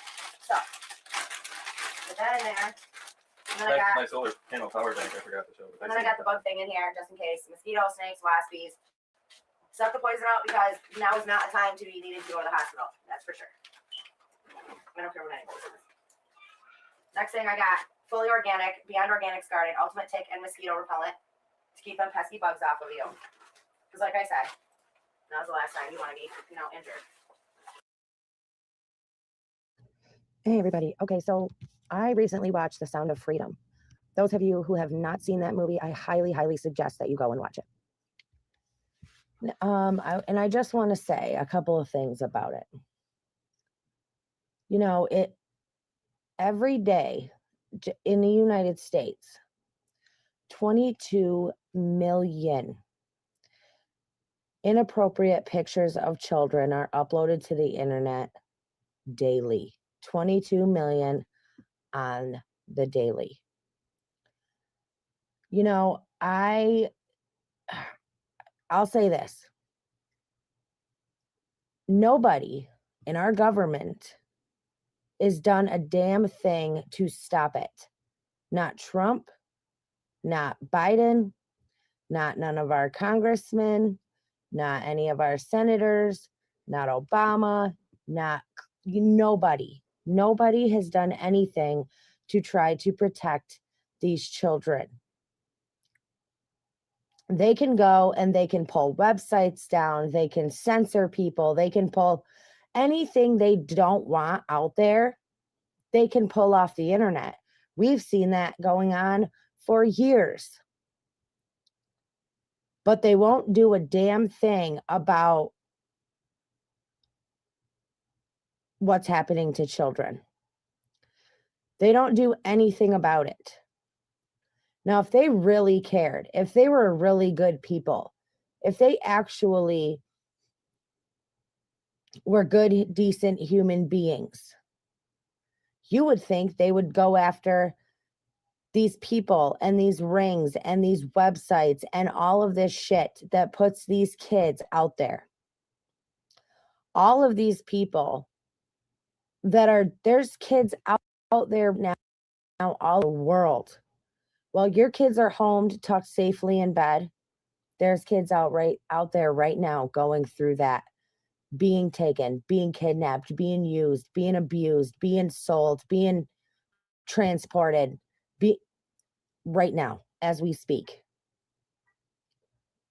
And it's so heartbreaking. And it makes it, and you look and you want to say, what about these sick freaks and these sick individuals who do this to these kids, who buy these kids, who use these kids, who would ever want to do something like that? Like, what has to be wrong with you for you to want to harm children in that way? There's a special place in hell for those kind of people.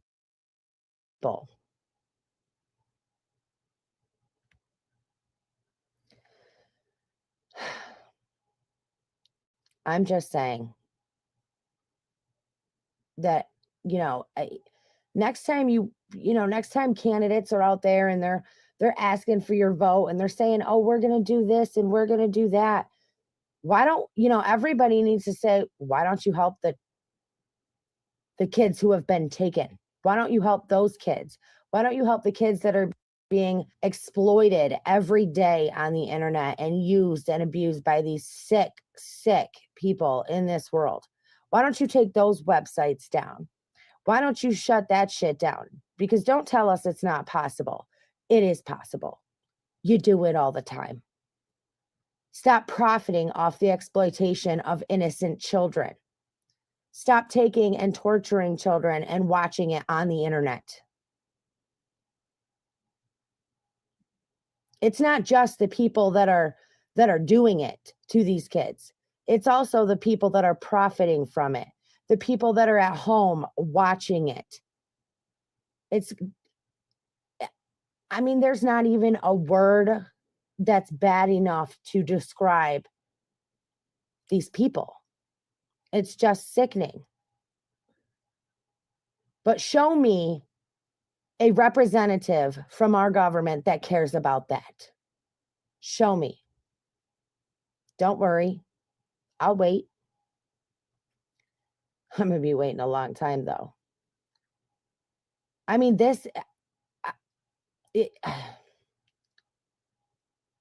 it's so sad. It's so heartbreaking.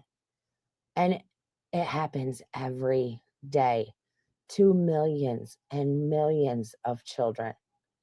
And the United States is one of the biggest for child exploitation.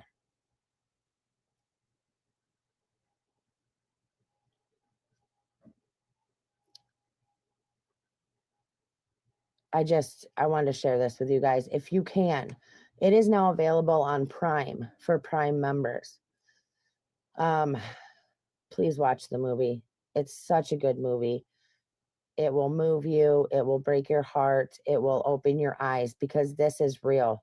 It's happening to kids right now as you're sitting there listening to this video. Every like 2 seconds, another exploited kid. Hello, my lovelies. How are you guys? I hope you guys are good. Hope you're having an awesome day.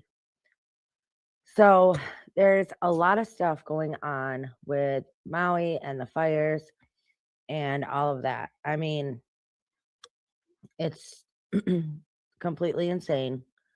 The people are being deceived on a level like, you wouldn't even believe.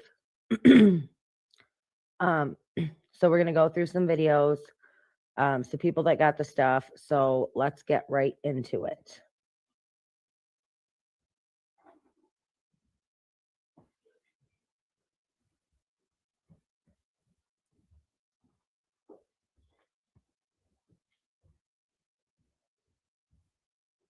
I don't want to compare difficulties, but we have a little sense, Jill and I, what it's like to lose a home. Years ago, now 15 years ago, I was in Washington doing Meet the Press. It was a sunny Sunday, and lightning struck at home on a little lake. It's outside of our home, not a lake, a big pond, and hit a wire and came up underneath our home into the heating ducts, the air conditioning duct. Make a long story short, I almost lost my wife, my 67 Corvette, and my cat. But all kidding aside, I watched the firefighters, the way they responded. There's an old expression. I grew up right across the street from a fire hall in Claremont, Delaware. And the expression is, God made man, then he made a few firefighters. You're all crazy, thank God. The only people who run into flames to help other people. And they ran into flames, saved my wife, and saved my family. Not a joke. The smoke and the firefighters here can tell you sometimes smoke is so thick from the windows out, it was that thick inside the home. And we were insured. We did not have any problem, but being out of our home for a better part of a year, was difficult. I can only imagine what it's like to lose your home. I mean, what a freaking disgrace that speech was. I mean, you really cannot even compare the two.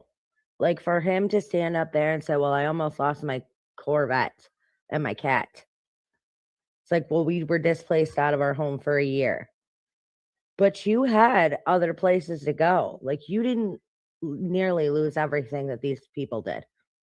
And I just think, like, if you, I mean, it was probably the worst thing he could have said. It just, like, you can clearly tell that he just did not care. All right, let's move on.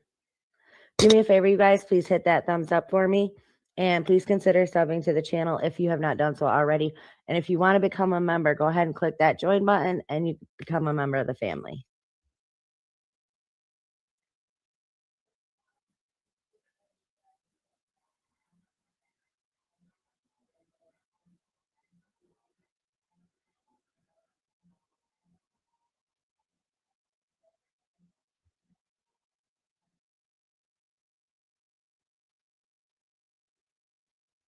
News. Everybody needs to see this immediately. Military arrest FEMA Deputy Administrator Eric Hooks. It is no longer a conspiracy. People, open your eyes and ears. United States Marines on Saturday arrested Deputy Administrator of FEMA Eric Hooks on charges of treason, alleging in a 34-page indictment that Hooks and his boss, Deanne Criswell, associated with BlackRock, by the way, ordered agents in Maui to deny fire victims food and water to inhibit civilian relief efforts to stop by any means necessary. That's not even the worst of it. Hold on. And there's all proof behind this as well. So besides a whole bunch of memos that had their specific signatures on it, they also had a whole bunch of primary investor signatures on it as well. So I'm curious if they're going to release that list. But if they don't, right here, the text encourages FEMA supervisors in Maui to either incinerate or discreetly bury the dead. Over 3,000 people being confirmed, people. If you trust mainstream news media at this point, then you are literally a sheep being herded into a fucking flock. The heinous citizens have spoke about this since day one. They saw FEMA administrators doing it. Our source said mass grave sites near Lahaina proved that FEMA personnel were following Hooks and Criswell's instructions. Marines caught FEMA operatives piling corpses into a mass grave site at the Maui Forest Reserve. What? What's even more fucked up is the letter was dated August 5th, right? 3 days before the August 8th fires began. Why? Now, what I also find suspicious is the fact that these FEMA organizations are financed and backed by third world adversaries. Now, when I say third world adversaries, I mean companies that move trillions of dollars of assets a day, like BlackRock, for example. I'm sure you can put two and two together now. Well, who else does BlackRock finance? Well, CERN. Now, BlackRock is currently being investigated for sharing millions of accounts of American data, transferring billions of dollars of COVID relief money. Okay, I'm not gonna finish that one just because YouTube's so sensitive these days. But yeah, mass graves. Just do what you got to do to get rid of all the bodies. Do what you got to do to get rid of what's going to come back on us, basically, is what they're saying. Okay. It's complete craziness. All right, now check this out. This is crazy.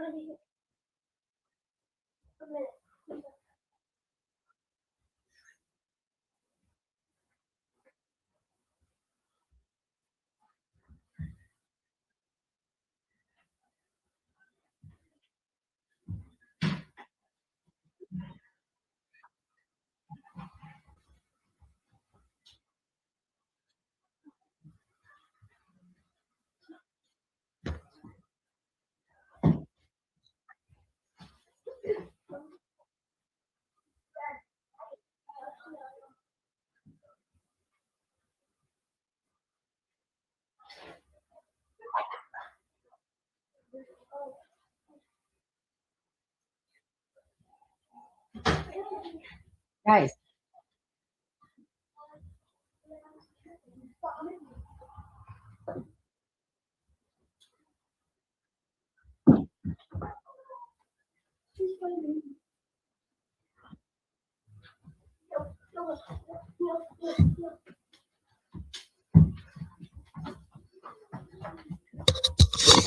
is that crazy or what? And you can see that clear as day.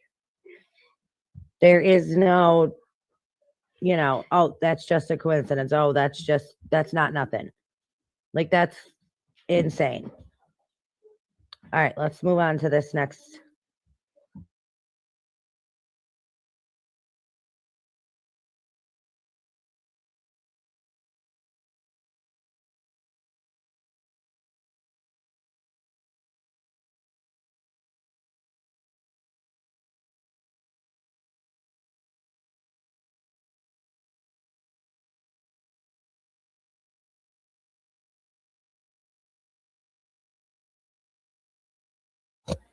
Okay. Sorry about that. All right.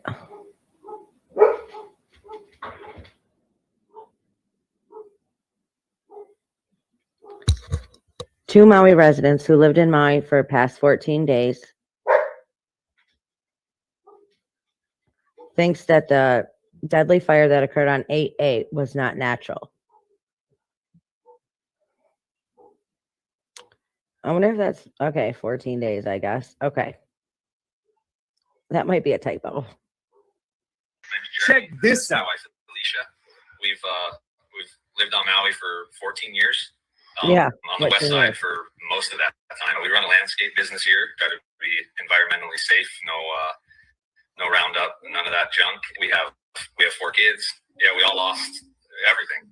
We have each other, but we literally everything I'm wearing, everything we're wearing is just loaned to us by the grace of friends and family and just random people. All the food we've eaten, all the hospitality we've been shown, it's all been from our community. You mentioned today in the speech anything from FEMA or Red Cross that you've directly received that you're aware of? I've never heard from them or I've never personally seen anyone from any governmental organization at all. I've seen them on the news, but I've never seen one or heard from any of them. So it's all been just the amazing spirit of connectivity that Maui's brought. The homes we. Okay, I will say this. Hold on, let me go over here. We, as a country, the leadership in this country is so ass backwards that we are sending billions of dollars to Ukraine. Billions. And they're not doing anything for these people here in Maui. Nothing. I mean, how is that even right? Like, it's just so freaking crazy to me. But nobody's there doing anything for the people. They're not helping them. This guy's like, I haven't even seen one. Like, I see him on the news. I've never seen one here in real life. What? That's because they're too busy hanging out and drinking at their $1,000 a night hotels off the money that people are donating through FEMA, instead of it being used for the people that are affected by this disaster.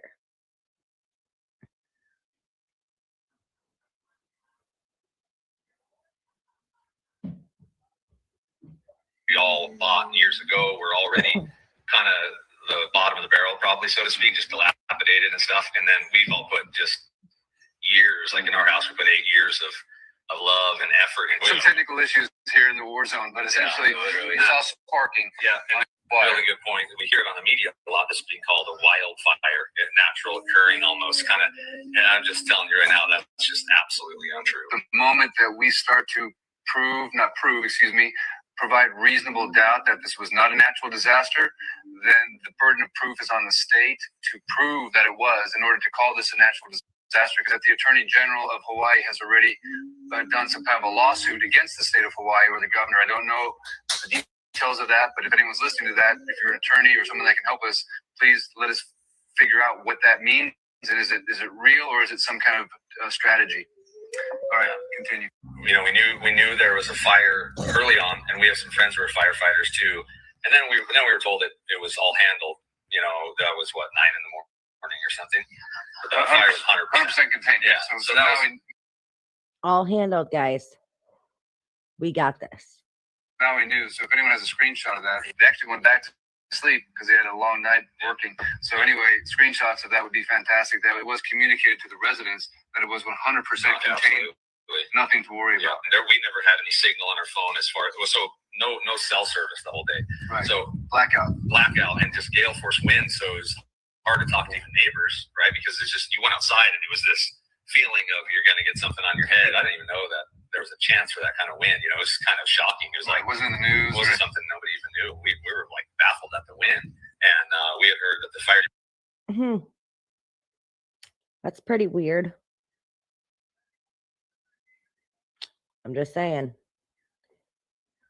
department had waited on the original 3-acre fire for 5 hours just to make sure it was contained, even after. I mean, if you, they're wanting to claim that the wind was coming from Hurricane Dora or Dory, whatever it is.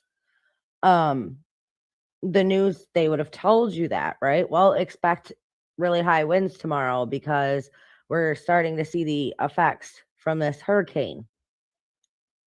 They never said there was going to be wind. Just happened to be that there was no cell service that whole entire day. Go figure. Just another, stop it, guys. I know what you're thinking, but don't think that way. It's just another coincidence, okay? After they said it was contained, when they eventually went back to the fire station to kind of regroup, all that, within 20 minutes, they were full force called back to a fire that we now know of is the one that really burnt the city down. They got called back kind of mysteriously, and they were baffled. Like, where was this fire? There was one of a household shed that was on fire that kind of was out of nowhere. There was out of the fire zone, and it was on fire. So that was interesting. And they were kind of like, how'd this thing get on fire? You know, there's a lot of people that lost their lives down there. A lot more that they're not telling us yet. Unfortunately, there are a lot of people that didn't make it out of that original section. And I think we'll start hearing about that slowly. Those cars and bodies were moved without any investigation, and and we're also hearing about things that refrigerators and things that were there that were moved. So there's a lot of tampering that happened. Is it the reports that we're getting? So it's important that we create a video and photo evidence. So again, go to archive.org and please upload that. Yeah, that's a serious fire. It didn't look like a brush fire to me at that moment because it was a large plume of smoke at 10:30 in the morning. So I'm always confused when people say, "Oh, the wildfire was put out," and then right after the containment, 9 o'clock containment, 100%. Right. A massive black plume of smoke, and I came home and said, "Honey, there's something going on." And thankfully, everyone has got an iPhone or an Android that they documented that, but we definitely need to prove or create a reasonable doubt that it was caused by a fire, and also to submit that and to say that on a hard drive or put it on archive.org. True. I had heard that all the fires on Maui started within like a minute or two of each other. which is really interesting. It seems statistically impossible. Yeah, that is pretty interesting, right? Fire over here, fire over here, fire over here. Like that guy showed us on that map, all those starting points, all those marks that tell you that that's where the fire was the hottest. He said that's where the fires started. That looks like a lot of separate fires, don't it? It just hopped around. It just hopped all around, didn't it? I mean, who knew? And especially for a wildfire, that's been this way for 14 years. We've gone through countless fires. It's like, so what else is going on? And all the wind. Fighting a fire in the wind must be absolutely horrendous. But fighting it without water is the thing that's so bizarre. It's impossible. So what do you know about that? Do you know? Have you? Yeah. Just from what you Well, know? we also debated evacuating, but we couldn't because the road directly below us, cars were moving on that, and we also had a city bus directly in front of our house, which city buses never come down our street, and he was idling outside of our house for in traffic. 2+ hours. Yeah. So you have like gridlock out Yeah. there. We couldn't go anywhere anyways, even if we wanted to leave earlier.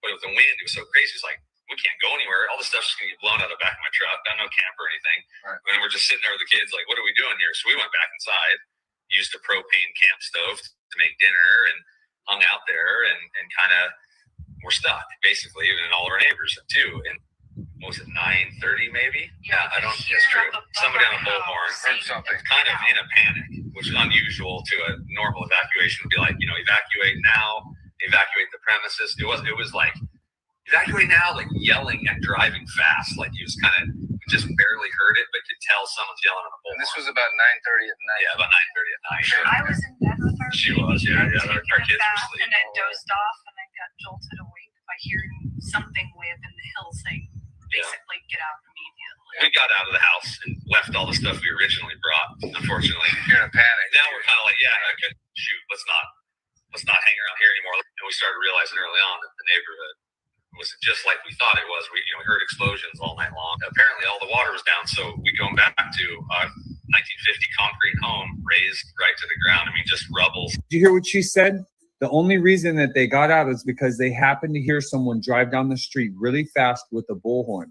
Now, don't you think that that is the job and the duty of the gentleman to sound the sirens? This is not hard. This is A plus B. Is it not his job? Go to MauiSirens.com. All hazard siren systems can be used for a variety of both natural and human-caused events, including, look right there, wildfires. So what if that person wouldn't have drove down their street? Be honest. You could tell those people were genuine. What if? How is all this devastation possible? Everybody who wants to truly do something, it's very simple. If you believe that the man responsible for not sounding the siren led to more loss of life, if you believe that and you were there in Lahaina, all you have to do is write down a short set of facts. This is it. Where you were, what time, and the location. You woke up. I heard a bullhorn outside.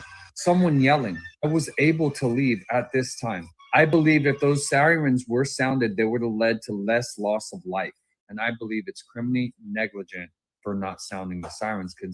I mean, I completely agree. The person who was responsible for the sirens obviously is to be held at fault for more loss of life. But it wasn't just the guy who didn't do the siren. It was also the personnel of who's in charge of taking care, like letting people know what's going on. And if you remember, the one guy during the press conference there was like, well, I don't regret sounding an alarm, but I did send out a mobile alert. But there was no cell service, so nobody would have gotten that alert. So that was pretty much pointless. But you got to blame the guy who withheld the water. You got to blame the guy who didn't do the siren. And I mean, let's face it, you got to blame the person or entity responsible for these natural, and I say natural in quotation marks, fire. because it's not just one person. Everybody failed these people. Everybody failed them and gave them zero chance. Okay.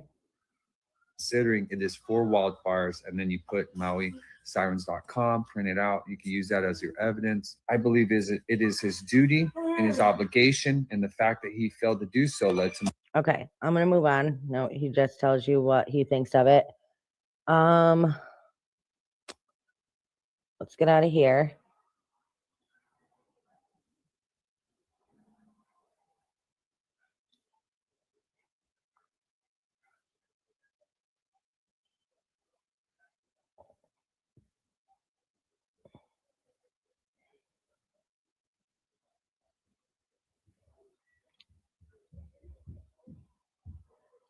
Okay, new Space Force DEW unit activated in Maui. Check this out. I said, whatever was missing is that the Air Force Research Laboratory, called the Directed Energy The AFRL, we talked about this the other day in that video that I did. Directorate, is located on Maui. A direct quote from the man who ran it: "We delivered the United States Air Force's first ever operational directed energy weapons." I find that ridiculous almost. So here you can see this is the Air Force Research Laboratory. They have, I think it was Starlink. Don't quote me on that. That's the one that's in New Mexico. But then they have the one that's in Maui. The Directed Energy Directorate of the Air Force Research Laboratory. Here is his own page. This is the director of the location, Dr. Kelly D. Hammond. He says his 20-year active duty career spanned a variety of positions, mainly focused on directed energy weapons system technology, development, and acquisition, and culminated while serving at the director of engineering for the $7 billion airborne laser program. That's Maui. He's finally just retiring. It looks like soon, and he's the Maui. Maui is his location. Now it says and the point was the Maui space surveillance system. Now they frame it as surveillance, but he's very clearly talking about weapons. And then you can see over here in his other post, and all this is linked, by the way. This is just the screenshots I have. The links are in the post with the tweet. He says, quote, "We delivered the United States Air Force's first ever operational directed energy weapons. As part of the Air Force's directed energy experimentation campaign, the Air Force Research Laboratory characterized and developed 4 directed energy counter unmanned aerial systems to overseas locations, 3 Raytheon high energy laser weapon systems, and the tactical high powered operational responder, the Thor system." He says they built in-house, and then that the Department of Defense approved operational use of all systems. Ridiculous. So again, I don't know if that's connected, or if this was used, if the fire is even related to directed energy weapons, or if this was even involved. I don't know that, but I still find this very interesting.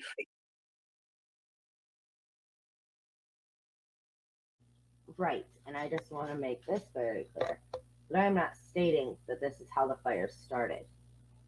But you know how this thing goes. So let's just call it like we see it and get the information out there.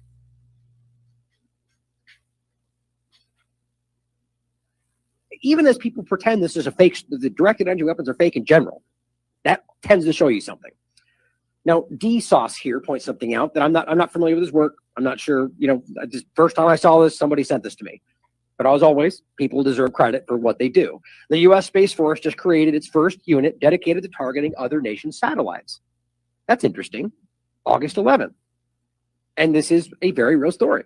This is on space.com. Here it is on the actual 505th Command and Control Wing. We'll get into this in general. Here's what it says. U.S. Space Force created the first unit dedicated to targeting adversary satellites. Well, what's interesting is you get into his information in general, Hammett. That's largely one of the things they talk about, is both surveillance, but also being able to target enemy surveillance and enemy satellites and so on. Right. Just like we talked about in that DEW video I put out the other day. Now, if you want to go check this out, it's on Twitter. Let me make it smaller. It's Human Dilemma on Twitter. You can watch the rest of that, but he goes into more about the DEWs. And so I'm just not going to finish playing that whole video because I'd like to keep this video up and I would like to have it, spread. I'd like YouTube to recommend it. So this is what I got to do. But, it's, you guys do the research and figure it out for yourselves. And, that's what you have to do. Come to your own conclusion about what you think. Again, that's Human Dilemma on Twitter. Okay, now I want to read this to you.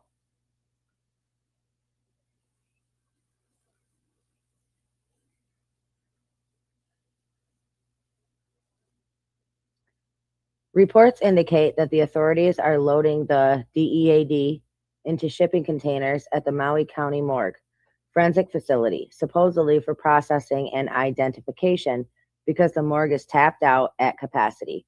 Other unrelated news reports indicate that they are loading toxic materials also into shipping containers for shipment to the mainland. Now, listen to this. Matching this with my belief that the GOV will never release the true number of DEAD, which is likely over 1,000, and definitely will never release the number of children. The 114 or 115 number is a complete insult. The problem they have in concealing the true numbers indefinitely is what to do with the bodies. Sooner or later, they have to disclose the number of bodies unless they can make them disappear. One way would be to load the containers with bodies alongside the toxic material containers and send them all off to the mainland. This may sound far-fetched, but I have been following these GOV types in other locations for a long time now. They will do whatever their overseers tell them to do to deceive the public and escape responsibility. Investigators with cameras need to stake out the containers 24/7 at the forensic facility and anywhere they move them to when filled up, which they will have to do to make room for empty ones to put more bodies in. And of course, track any that are moved to the shipping docks. Get one body container on video loaded for shipment to the mainland and the deceivers are done. Also check out both container types for identifying characteristics. The body containers are probably refrigerated, so we'll have compressors and visible vents and possibly other identifying marks. Go to the docks and check out containers that have already been loaded. See if any body containers are already been loaded.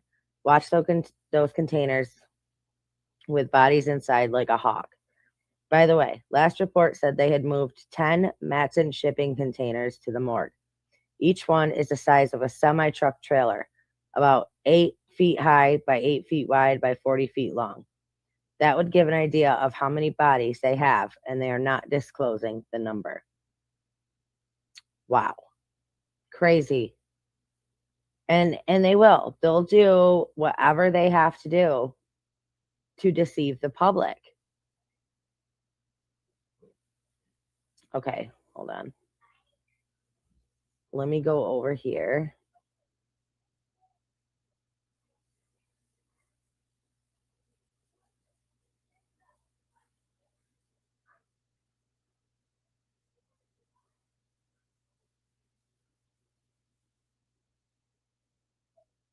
We're not meeting. No. If I have to go pitch a tent on the ashes, that's what I'm going to have to do. Just days after her home was destroyed in the Maui wildfire, Lahaina resident Deborah Loeffler has been inundated with emails from firms purportedly offering cash for her beachfront property. They had your address already, and so I saw that and I just chunked them. And the other two, I think that's what they were. I didn't open those up, but hey, trashed them anyway.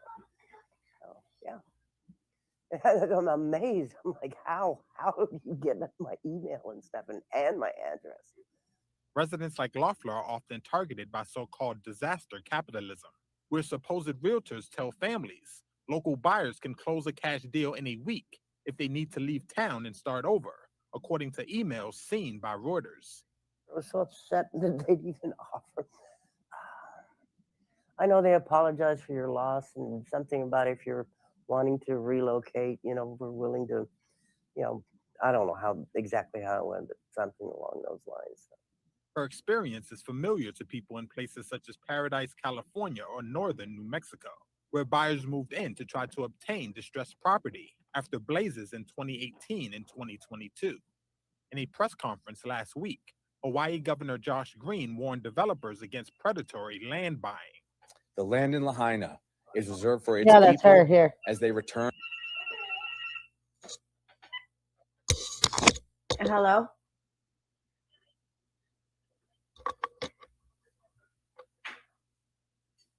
I'm sorry, what was that?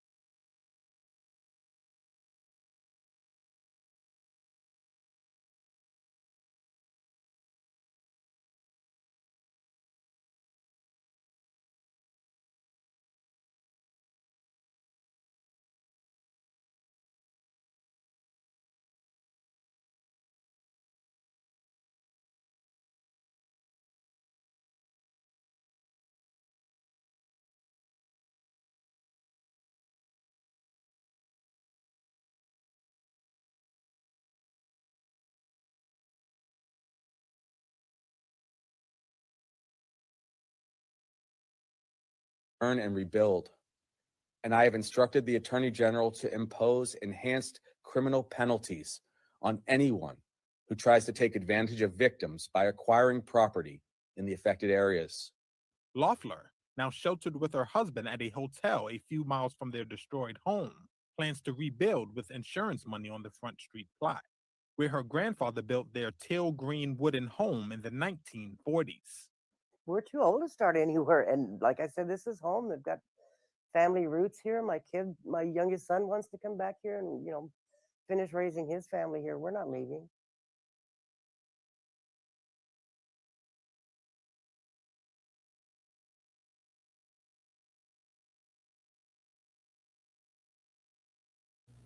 It's just insane. It is insane what these people are going through right now.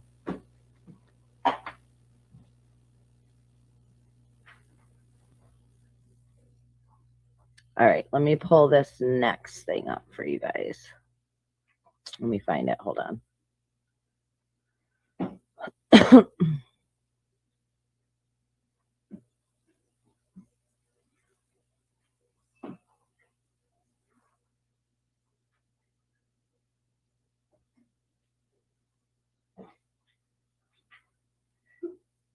Okay.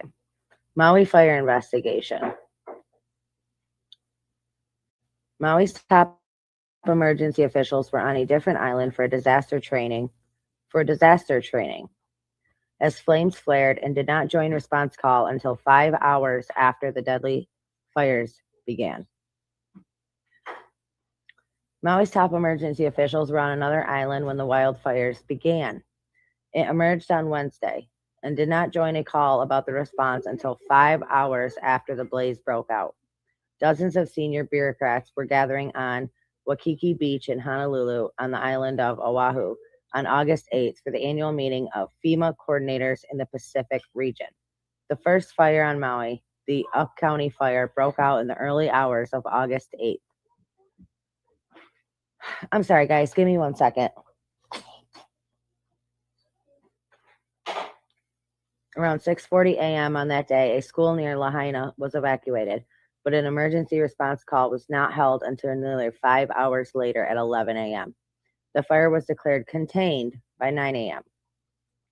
Yet by 3:30 p.m., the fire had spread so significantly around Lahaina that an evacuation order was given for the town, and Lieutenant Governor Sylvia Luke, Hawaii's acting governor, activated Hawaii's National Guard. The fire that killed at least 115 people and more than 1,000 remain missing. How crazy is that? I mean, what are the chances, right? That all these people are on another island when these things happen doing disaster training. I mean, that is something. That is something else. Okay.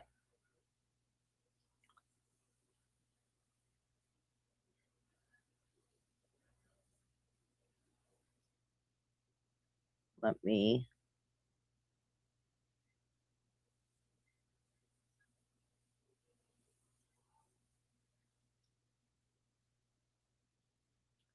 First responder for 20 plus years said, I have never seen a house burnt to the slab, but the grass stayed green and untouched.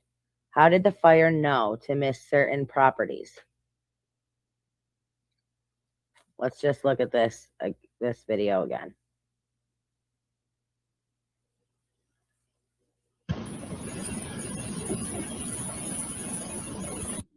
I'm going to mute it because it's really loud. So bizarre that it's all burnt back here and all these houses are fine. I mean, that's just crazy, isn't it?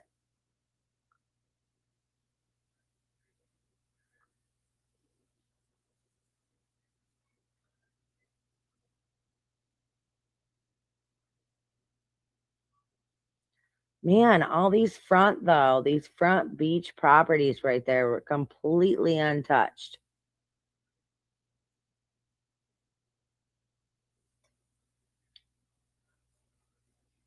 It's so insane.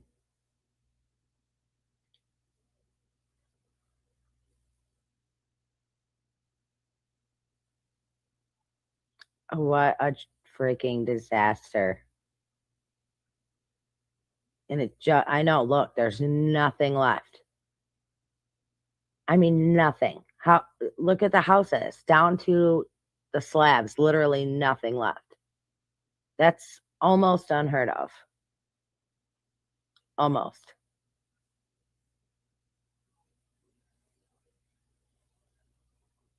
Okay.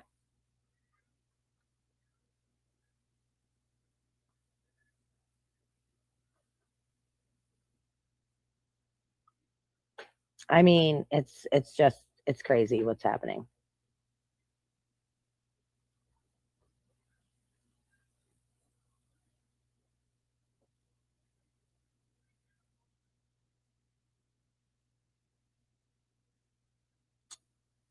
Okay. Do me a favor, you guys, and go ahead and hit that thumbs up for me if you just came in and you haven't hit that already.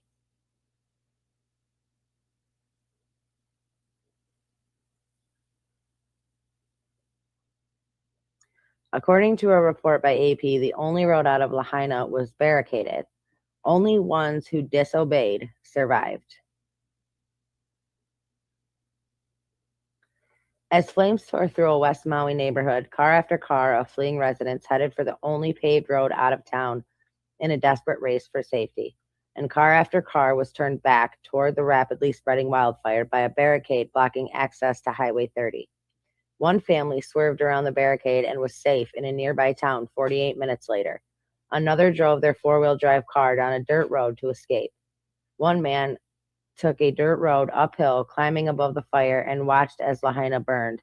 He later picked his way through the flames, smoke, and rubble to pull survivors to safety. Bear's neighborhood near Lahaina Luna Road was filled with kids who were home alone when the flames hit, he said. We needed like 10 more minutes, and we could have saved a lot of kids, he said, choking back tears, if we just had like 10 or 15-minute warning. Oh, my God. He said the neighborhood, that Lahaina Luna Road, was filled with kids, and they couldn't get to them. The family ventured out to the mall recently, looking for a moment of normalcy in the aftermath of the tragedy. They ran into a playmate of their son.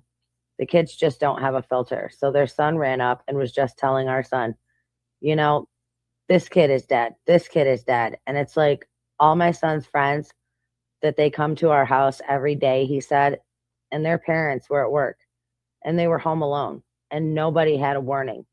Nobody knew.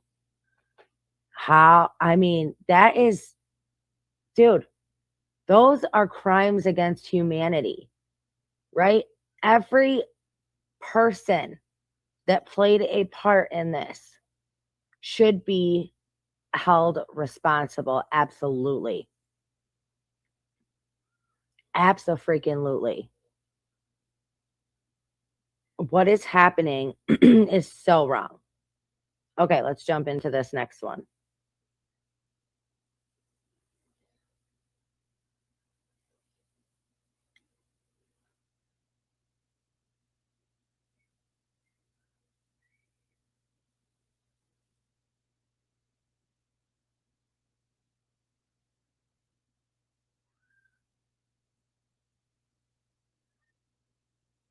Oh, yeah, here, check this out. Cover up of major proportions. Leaked FEMA memo orders media blackout of Maui disaster. FEMA issued a complete mainstream media blackout of all reporting on the Maui wildfire disaster, according to a newly leaked memo. The letter, dated August 19th, 2023, orders media organizations to cease and desist showing any new footage of the unfolding disaster.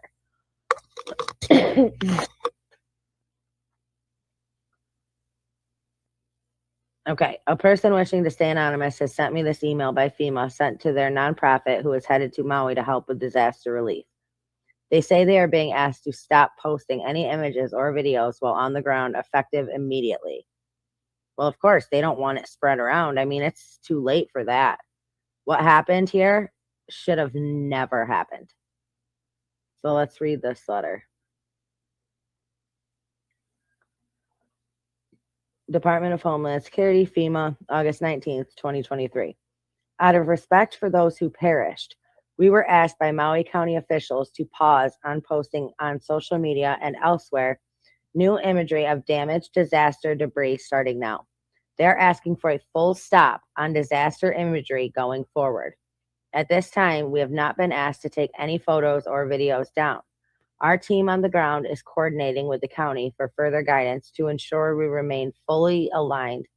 Cultural sensitivity is of the utmost importance in all our response and recovery activities to this disaster. Signed, Justin Angel Knighton, Director, Office of External Affairs, FEMA. Media blackout. Of course they don't want people posting because it's going to show what happened. It's going to show what they did. Okay.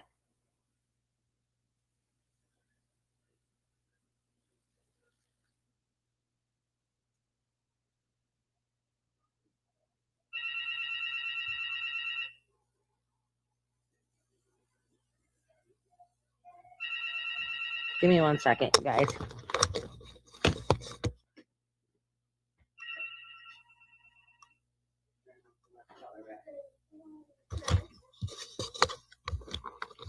Okay, sorry about that.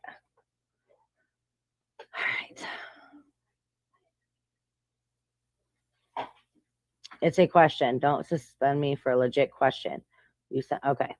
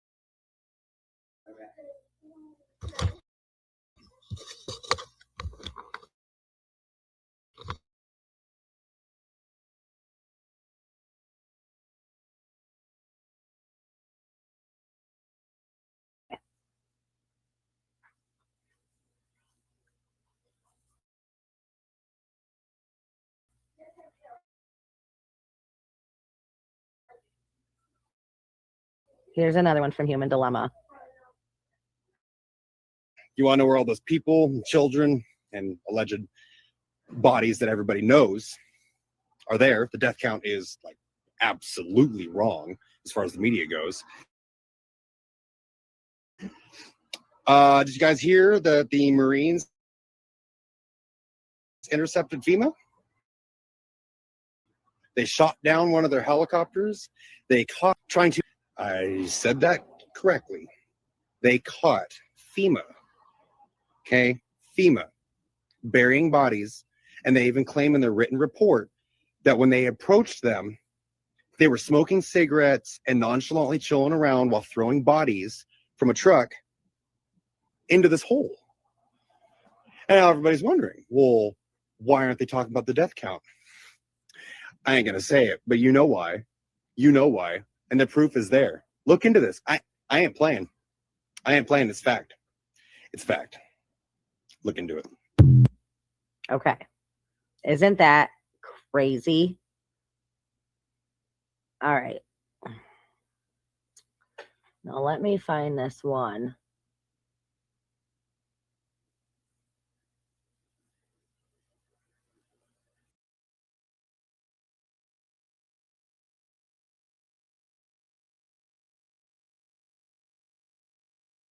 Hey everybody, how are you guys? I hope you guys are good. So, it's a little different of a video, but I want to talk about extraterrestrials, real or fake. I 100% believe that extraterrestrials exist. All the technology that we have came from somewhere. And I believe that the technology that they have in places like Kirtland Air Force Base or Area 51 or different bases like this, I believe the technology that they have is like would blow your freaking mind. Like we don't even have access to it, but they're way more advanced, and all that stuff came from somewhere. There is so much evidence that points to there being extraterrestrial life. However, with all that being said, I do 100% believe that has their own aliens and they're reverse engineered UFOs that they will use during their alien invasion, along with Project Bluebeam. Absolutely believe that 100%. You know, the problem with them is they want to spread fear. They want you to be afraid. They want you to fear these extraterrestrial beings. They want you to, spread fear. That's why I believe that more and more and more you're seeing them on the news. UFO spotted here, UFO spotted here. It's all over the place. I mean, that's been going on for a long time, but the mainstream media wouldn't tell you that. I think that's for a couple reasons. I think that because so much disclosure is happening, that there's just so many people coming out and saying what they've seen, what they've experienced. There's just so much of it happening that they can't contain it anymore. The cat's out of the bag. But if I now this is just my opinion, but I believe the actual real extraterrestrials, I don't think they're harmful. I think they want good for the planet and for the people. On that same note though, like I said, I believe that the government has their own aliens that they will, use to help spread the fear of it. That's just my opinion, though. There's just so much going on. I mean, it's freaking mind blowing. Now, I don't know if you're into this kind of stuff, if you're not, but if you are, go to Prime Video, and through Prime Video, there's another channel. It's called Gaia. Okay, there is tons of stuff on there that will help you better your life. I mean, it's real stuff, true stuff, real 100% real stuff. And on there, they have this this show called Cosmic Disclosure. This show will blow your freaking mind. These are people that were in there for 20, 30 years and more. I mean, it's insane the amount of stuff that they know. Also on there, off subject, but also on there is a show called Transcendence. So good for you. And we're going to actually talk about that on my other channel. So that video will be coming out tomorrow. But yeah, what do you guys think? I just think this world is so huge. What makes you think that we're the only life? You know, one planet, and that planet is the only planet that's got life on it. That's craziness. But yeah, I definitely want to hear your thoughts down in the comments below. Let me know what you think. You know, and whenever, if you have a story to share, I'd love for you to share it. So I love you guys. Stay strong, stay healthy, stay safe. Keep asking those hard questions. Keep spreading that light. I will see you next time. We are at a crossroads right now in this world. Evil is rising at an incredible rate. If things don't start changing right now, we will lose this fight forever. Now is the time to stand up. Now is the time to make change. The future depends on it. The time for hurting, selling children is over. The time for our rights being taken from us is over. The time for riots and destruction is over. The time for gender-affirming children is over. The time for government taking people's land and money is over. The time for child exploitation is over. The time for corrupt politicians being above the law is over. The time for groomers being allowed in classrooms is over. The time for human beings being trafficked like product is over. The time for murderers walking free is over. The time is now for we the people to stand up and say no more. The time is now for the people to unite against all these evils, to fight so our children and grandchildren can live free. The time is now to stand up for what is right. The time is now to tip the scales in the right direction. By not standing up, by choosing not to get involved, you are letting the darkness win. We must unite as one. We must take back control. We must help save the world. We are all here during this incredible time for a reason. We can do this, but it will take everyone. With enough light, the darkness will be diminished. So look at your children, your grandchildren, your brothers, your sisters, your nieces, your nephews, and know you are doing this for them. Are they worth it? The choice is yours, but the time to decide is now.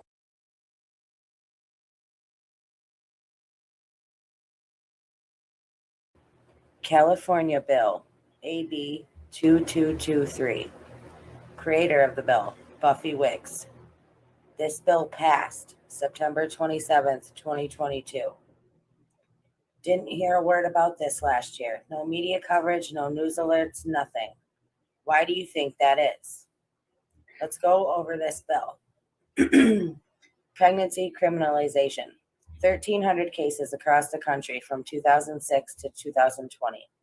The bill names 2 cases of 2 women who were both incarcerated after they had stillbirths due to their methamphetamine use. This bill is to protect mothers like that who harm their children by their own free will. I will give you a few quotes from the bill. No person in our state is ever investigated, prosecuted, or imprisoned for losing or ending their pregnancy. This bill removed provisions requiring coroners to investigate certain pregnancy losses. Bill would prohibit using the coroner's statements on the certificate of fetal death. Bill would prohibit a person from being subject to civil or criminal liability based on their actions or omissions with respect to their pregnancy or actual, potential, or alleged pregnancy outcome, or based solely on their actions to aid or assist a woman or pregnant person who is exercising their reproductive rights.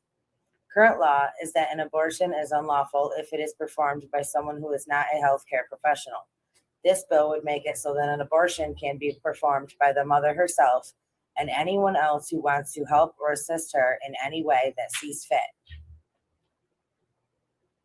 If you go against this to conspire, incite, or share in this denial of reproductive rights, you will be fined and a civil reparation will be given to the pregnant mother in the amount of $25,000.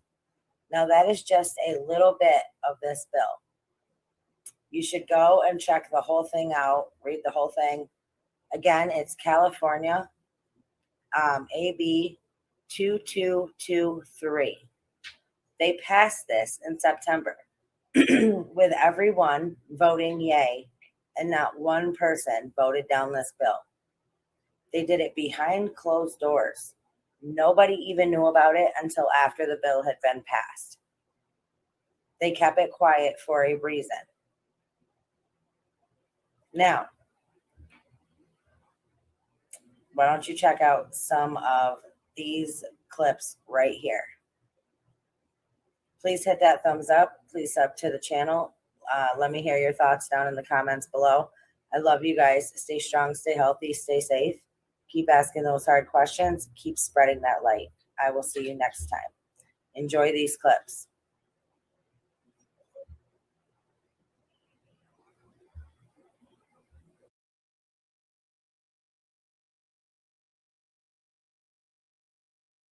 What I'm about to tell you is one of the most disturbing things you will ever hear in your lifetime. This is my son at about 28 days old, and right now in California, legislation is being passed that would make it legal to murder him. This bill, AB 2223, would make it absolutely legal to kill babies, not just in the womb, but now outside of the womb up to 28 days old. It would also prevent law enforcement from conducting any type of criminal investigation into the matters of the death of an infant. When we invest in clean energy and electric vehicles and reduce population, reduce population,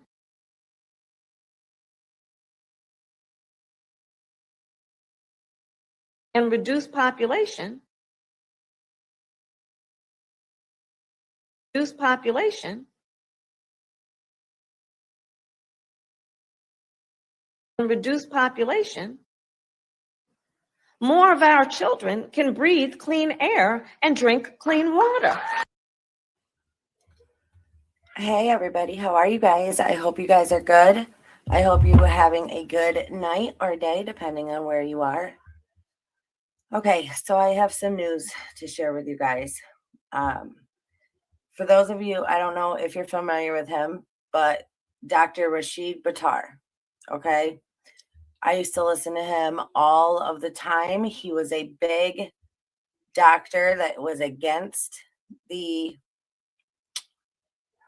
indoctrination, I will say. Those of you that have been following me for a long time know exactly what I am referring to when I say that. But he was big against that. A big Fauci. He was always calling out Fauci for, what he did to the people. Okay, so listen to this. He recently passed away. May 18th, he suddenly died. Hours before he just suddenly died, he did an interview where he revealed something. And when he came out and said that, hours after he said that, he was dead. Okay? Now, he goes against the agenda. He was against the big C. He was, you know what I'm saying? Okay, so let me play this. Here's the video. Here's the last thing that he said.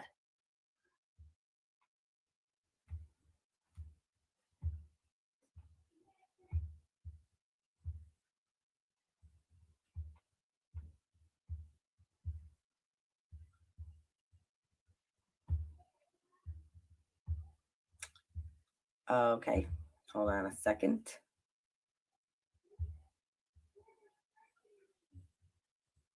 Oh my gosh, come on. No time for this. Sorry, you guys. Okay. Dr. Rashid Buttar, who was outspoken against Fauci and the indoctrination, claimed he was poisoned last year after his CNN interview. All right, now here's the last thing that he did and said. I went through a very difficult personal health challenge. A few months I was in the ICU. I had been poisoned with the 200 times the amount of what's in the vaccinations. And I've said publicly, you'd have to shoot me in the head with lead, i.e. a bullet, because I'm never going to take the vaccine. So I was actually intentionally poisoned. And part of it was, I believe, right after that CNN interview.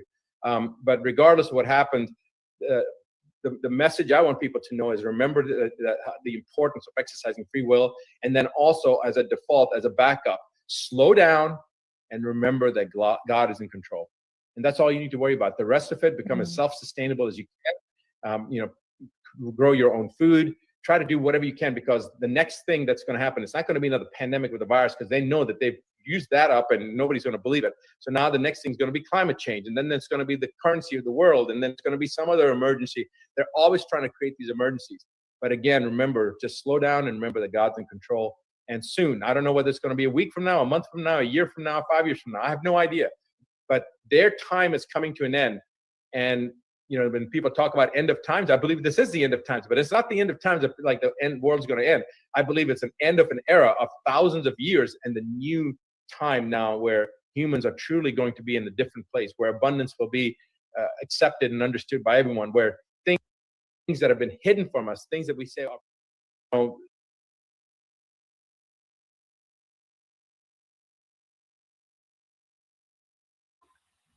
Hours after that, he just died suddenly died. Now, he is a holistic doctor. He is very much against big pharma. He was very much against the big C, and he was very much against the big V. He was very outspoken about it. He called Fauci out many, many, many times. If you didn't get to see his stuff, that sucks, because he was awesome. And they canceled him. YT canceled him back in 2021, I think it was, when they did, they got rid of everybody. They had like a cleansing, and they got rid of all the top people that went against their agenda, and he was one of them. So all of his stuff was gone. But there's still some stuff out there. You can find it. But don't you just find that very suspicious that he was totally fine?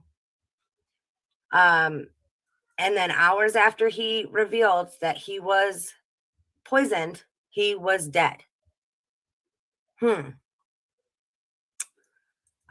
And not only did he talk about being poisoned, but he told everybody what was coming next.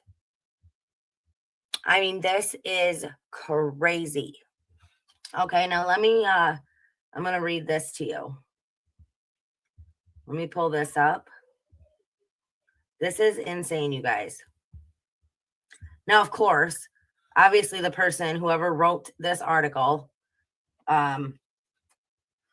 did not agree with anything that he had to say or anything that he stood for. But I'm going to give you the gist. An anti-veer passed away. Now his followers think he was poisoned because he came out and said that he believes he was poisoned. But let me read this to you. Dr. Rashid Buttar was one of the most prolific purveyors of conspiracy theories about the Big C and the Big V. His claims, such as that everyone who took it would die, and large online following, earned Buttar a spot on the Center for Countering Digital Hate's Disinformation Dozen, a list of 12 influencers responsible for nearly 2/3 of anti-V content on social media. Buttar passed away unexpectedly on May 18th. He was 57 years old. And if you watched him, if you followed him, he lived a very healthy lifestyle. Like, he was just a very healthy person. He didn't pump his body full of garbage. And he told people how to stay healthy, natural ways to stay healthy, okay? Buttar once said that he would sooner take a bullet to the head than get the Big B. His followers think that he was poisoned with the Big B after he was interviewed by CNN last year. Last week, Buttar said he had been hospitalized with an unspecified condition a few months ago. Now, here he says he had been, well, I'm not going to repeat it because you just heard him say it in that video.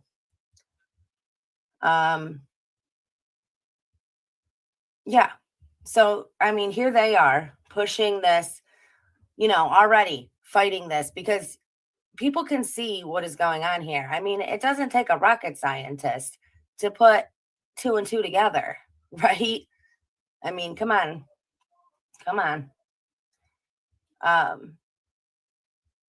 Okay, so anyway, let me get out of that one.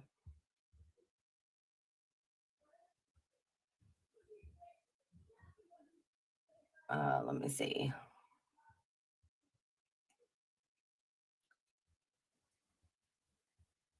Dr. Rashid Buttar died in what is claimed to be mysterious circumstances after insisting during a controversial interview about the Big C that he had been poisoned. The British-born doctor, who was part of a group nicknamed the Disinformation Dozen, died suddenly on Saturday, May 20th. That says 20th. The other one said the 18th. Reports say that he was an anti-veer who had become a cult figure among those opposed to the Big V.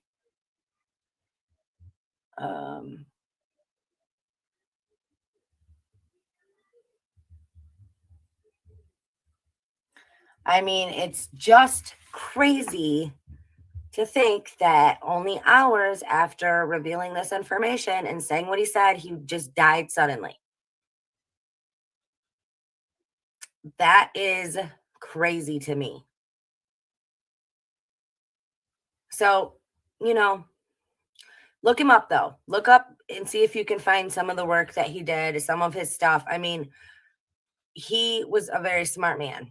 Okay. He just was against the system, just was against what they do, to the people. He just wanted to help more people. So this is very sad and unfortunate. And I just wanted to bring it to your guys' attention. So please hit that thumbs up. Please let me know what you think down in the comments below. This is crazy. But I want to hear what your thoughts are. Anybody wants to join to become a member, go ahead and become a member of the CNY family. We would love to have you. And anybody that wants to donate, we are doing a family farm project where we are trying to create our own sustainable family farm and be fully self-sufficient. So if you guys want to donate to that, links are all down in the description below. I love you guys. Stay strong, stay healthy, stay safe. Keep asking those hard questions. Keep spreading that light. I'll see you guys next time.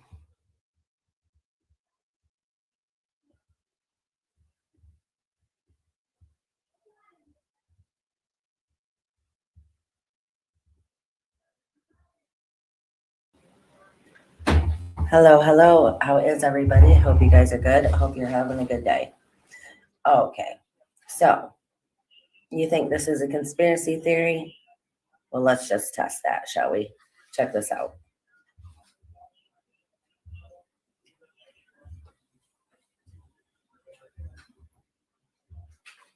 Now, we've talked about brainwashing, being brainwashed through your television systems, and people think that that's bogus.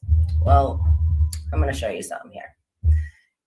Now, you can do this yourself. Go to Google and type in US 6506148B2.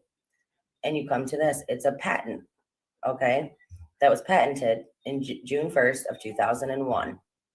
Now, let me read this to you. Nervous system manipulation by electromagnetic fields from monitors.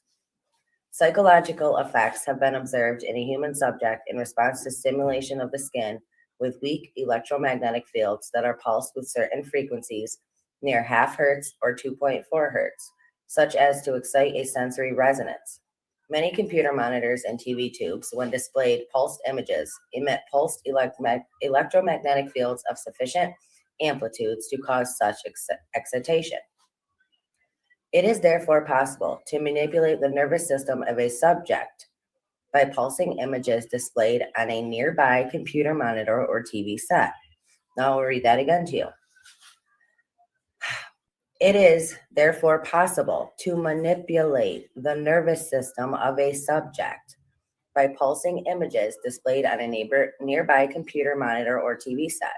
For the latter, the image pulsing may be embedded in the program material, or it may be overlaid by modulating a video stream, either as an RF signal or as a video signal.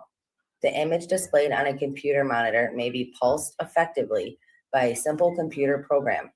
For certain monitors, pulsed electromagnetic fields capable of exciting sensory resonances in nearby subjects may be generated even as the displayed images are pulsed with subliminal intensity. Now, we all know what subliminal means, right? Okay. Now, I will also link this down in the description below so you can read through this entire thing. But let me just go through the claims. A method for manipulating the nervous system of a subject located near a monitor, the monitor emitting electromagnetic field when displaying an image by virtue of the physical display process, the subject having a sensory resonance frequency, the method compromising. Creating a video signal for displaying an image on the monitor, the image having an intensity. Modulating the video signal for pulsing the image intensity with a frequency in the range of 0.1 hertz to 15 hertz, and setting the pulse frequency to the resonance frequency. Okay. Claim 2. A computer program for manipulating the nervous system of a subject located near a monitor, the monitor emitting an electromagnetic field when displaying an image by virtue of the physical display process. The subject having cutaneous nerves that fire spontaneously and have spiking patterns, the computer program compromising. A display routine for displaying an image on the monitor, the image having an intensity. A pulse routine for pulsing the image intensity with a frequency in the range of 0.1 hertz to 15 hertz.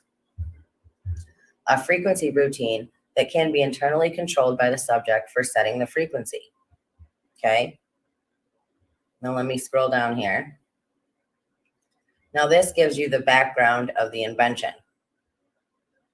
I will just give you, I'll read a little section of it, and then you guys can go back and read the rest. The invention relates to the stimulation of the human nervous system by an electromagnetic field applied externally to the body.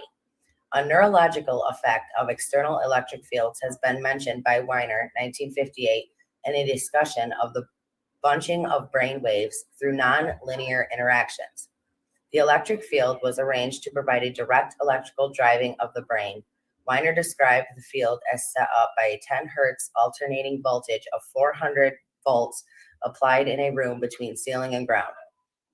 Brennan, in 1992, describes in U.S. patent number 5169380 an apparatus for alleviating disruptions in circadian rhythms of a mammal, in which an alternating electric field is applied across the head of the subject by 2 electrodes placed a short distance from the skin. A device involving a field electrode as well as a contact electrode is the Graham potentializer, mentioned by Hutchinson in 1991. This relaxation device uses motion light and sound as well as alternating electric field applied mainly to the head. The contact electrode is a metal bar in ohmic contact with the bare feet of the subject, and the field electrode is a hemispherical metal headpiece placed several inches from the subject's head. Okay. So you can go through and read that. Now let's get to claim 6, okay?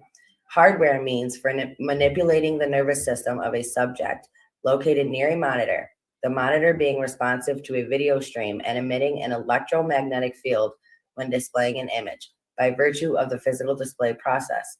The image have an intensity, the subject having cutaneous nerves that fire spontaneously and have spiking patterns. The hardware means compromising. Pulse generator for generating voltage pulses means responsive to the voltage pulses for modulating the video stream to the pulse, the image intensity.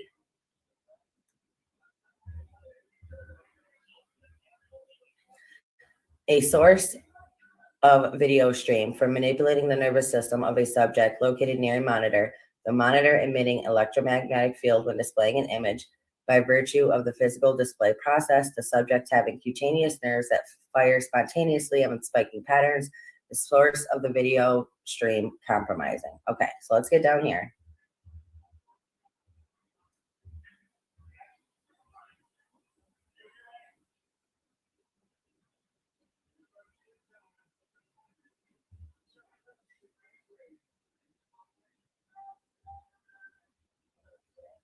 Okay, summary. Again, you guys can go back and read all that.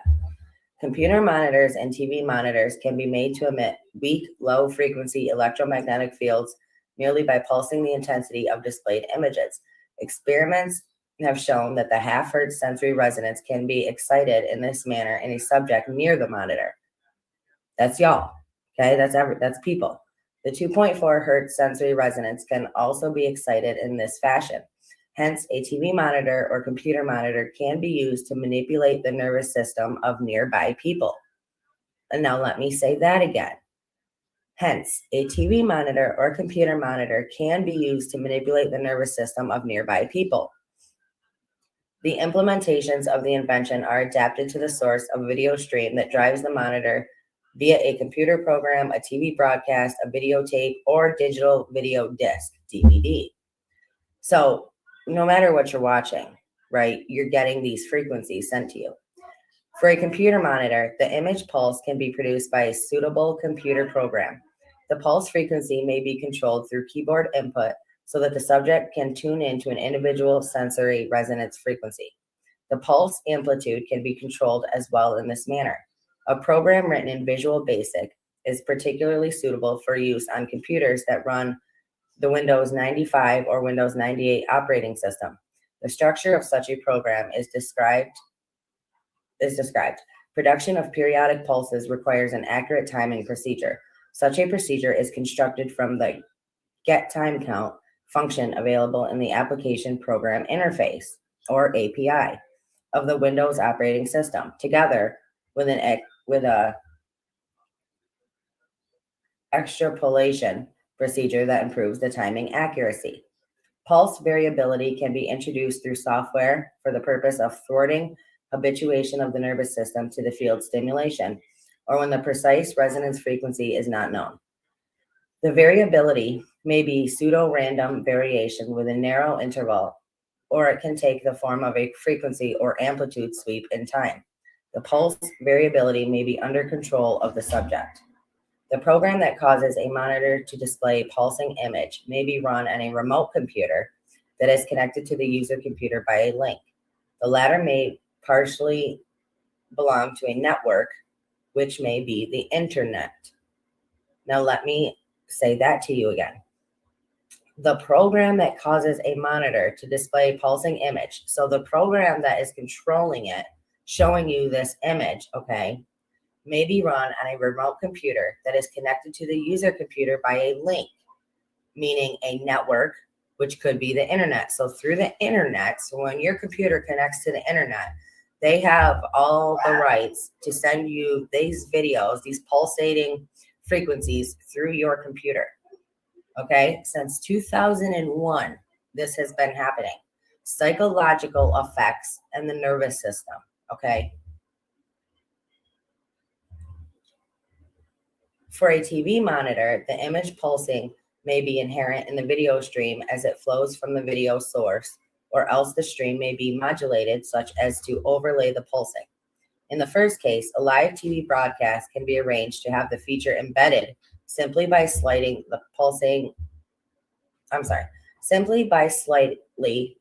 the illumination of the scene that is being broadcasted. This method can, of course, also be used in making movies and recording videotapes and DVDs. Videotapes can be edited such as to overlay the pulsing by means of modulating hardware. A simple modulator is discussed wherein the luminance signal of composite video is pulsed without affecting the chroma signal. The same effect may be introduced at the consumer end by modulating the video stream that is producing by the video source. A DVD can be edited through software by introducing pulse-like variations in the digital RGB signals. Image intensity pulses can be overlaid onto the analog component video output of a DVD player by modulating the luminance signal component. Before entering the TV set, a television signal can be modulated such as to cause pulsing of the image intensity by means of a variable delay line that is connected to a pulse generator. So, in other terms, they can get to you. They can send you these frequencies through TVs, through DVDs, through movies, through your computer screen, through anywhere. And it's totally legal for them to do this. And they patented it. They patented this in 2001. It is now 2023. Still think this is a conspiracy theory? Think again. All right. Now, let me go down and show you this.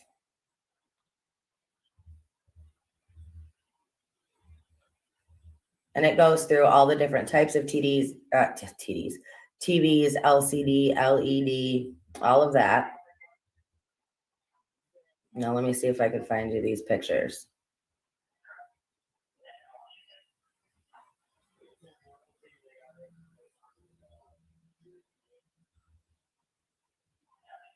It must be all the way down at the bottom. Oh, and it tells you right here too. Like how they did this, what components they needed to do this, what components it affects in your body. Now, when I get to these pictures, I will show you exactly what I'm talking about. Okay, let me pull up this other picture. Hold on one second, and then we'll go back. Actually, I might as well just do that while I'm on here. So let's scroll down here.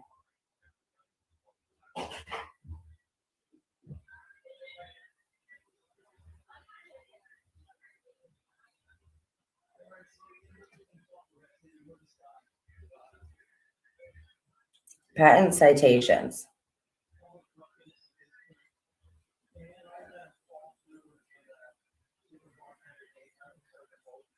Okay.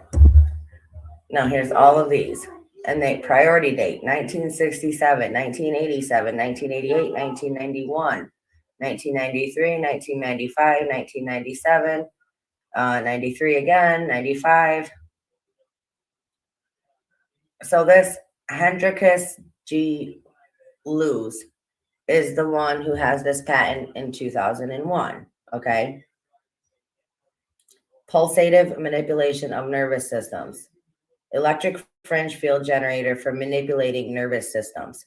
Pulse variability and electric field manipulation of nervous systems. Remote magnetic manipulation of nervous systems. Thermal excitation of sensory resonances. Magnetic excitation of sensory resonances. It's all to go after you, the people. Going after nervous systems, going after your psychological well-being. Let's see. Let's check it out. Nervous system manipulation by electromagnetic fields from monitors. Oh yeah, it's right here. You can look up this patent for yourself. It gives you all of this information. I will put the link down in the description below. So electromagnetic fields, nervous system, modifying, sensory, computer program method, composite material, skin, stimulation, excitation, psychological effects, and the response, okay? You can go through and read all these. Now, let me go and, oh, here's the pictures right here. Let me pull up these images for you. See, here's you, the person. Here's the frequencies and the waves coming out at you. And here's, see this? See this? Okay, now let's go to the next picture. I'll go through and let you guys see these.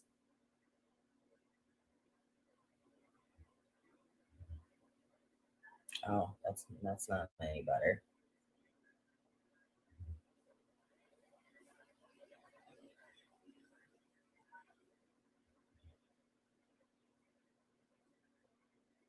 See if I can make this a little bit bigger so you guys can see it. Look at this.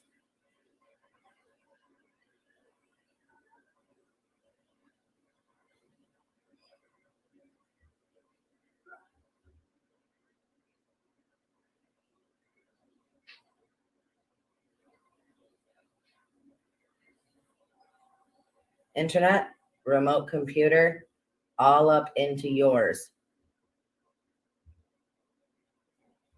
And they've been doing this for so long. And look at this. Here's the kids. People don't even know it.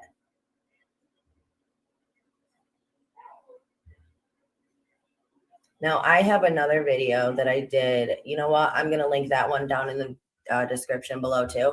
And that was about how they actually put together these teams and hired these teams to brainwash you through your TV screen.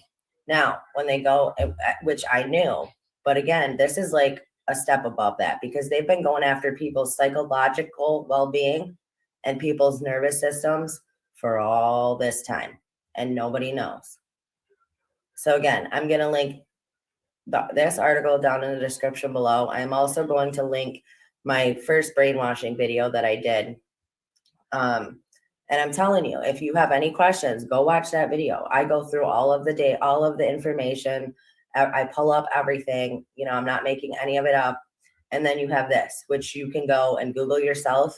Again, go to Google, type in US 6506148B2, and you will get this. This will all come up. There's a lot more information on it, but I wanted to bring it to your guys' attention. So, all you people out there, you think brainwashing and manipulation through TVs and screens is all a conspiracy theory? Think again. It's all right here. It's all right here. And you know, the sad part is people will see this, and some people that see this still will think it's not real, even though the proof is right here. Proof's in the pudding, right? It's right here. So please hit that thumbs up. Please sub to the channel. Please comment below. I'd love to hear your guys' thoughts on this. Even if you don't agree with me, all opinions are welcome. please comment and let me know what you think. A lot of people are unaware of this, and it should be brought to light. People should know that they're being attacked from the inside out. All right. I love you guys. Stay strong, stay healthy, stay safe. Keep asking those hard questions. Keep spreading that light. Please, please share this video. This is so important. All right, you guys, I'll talk to you later.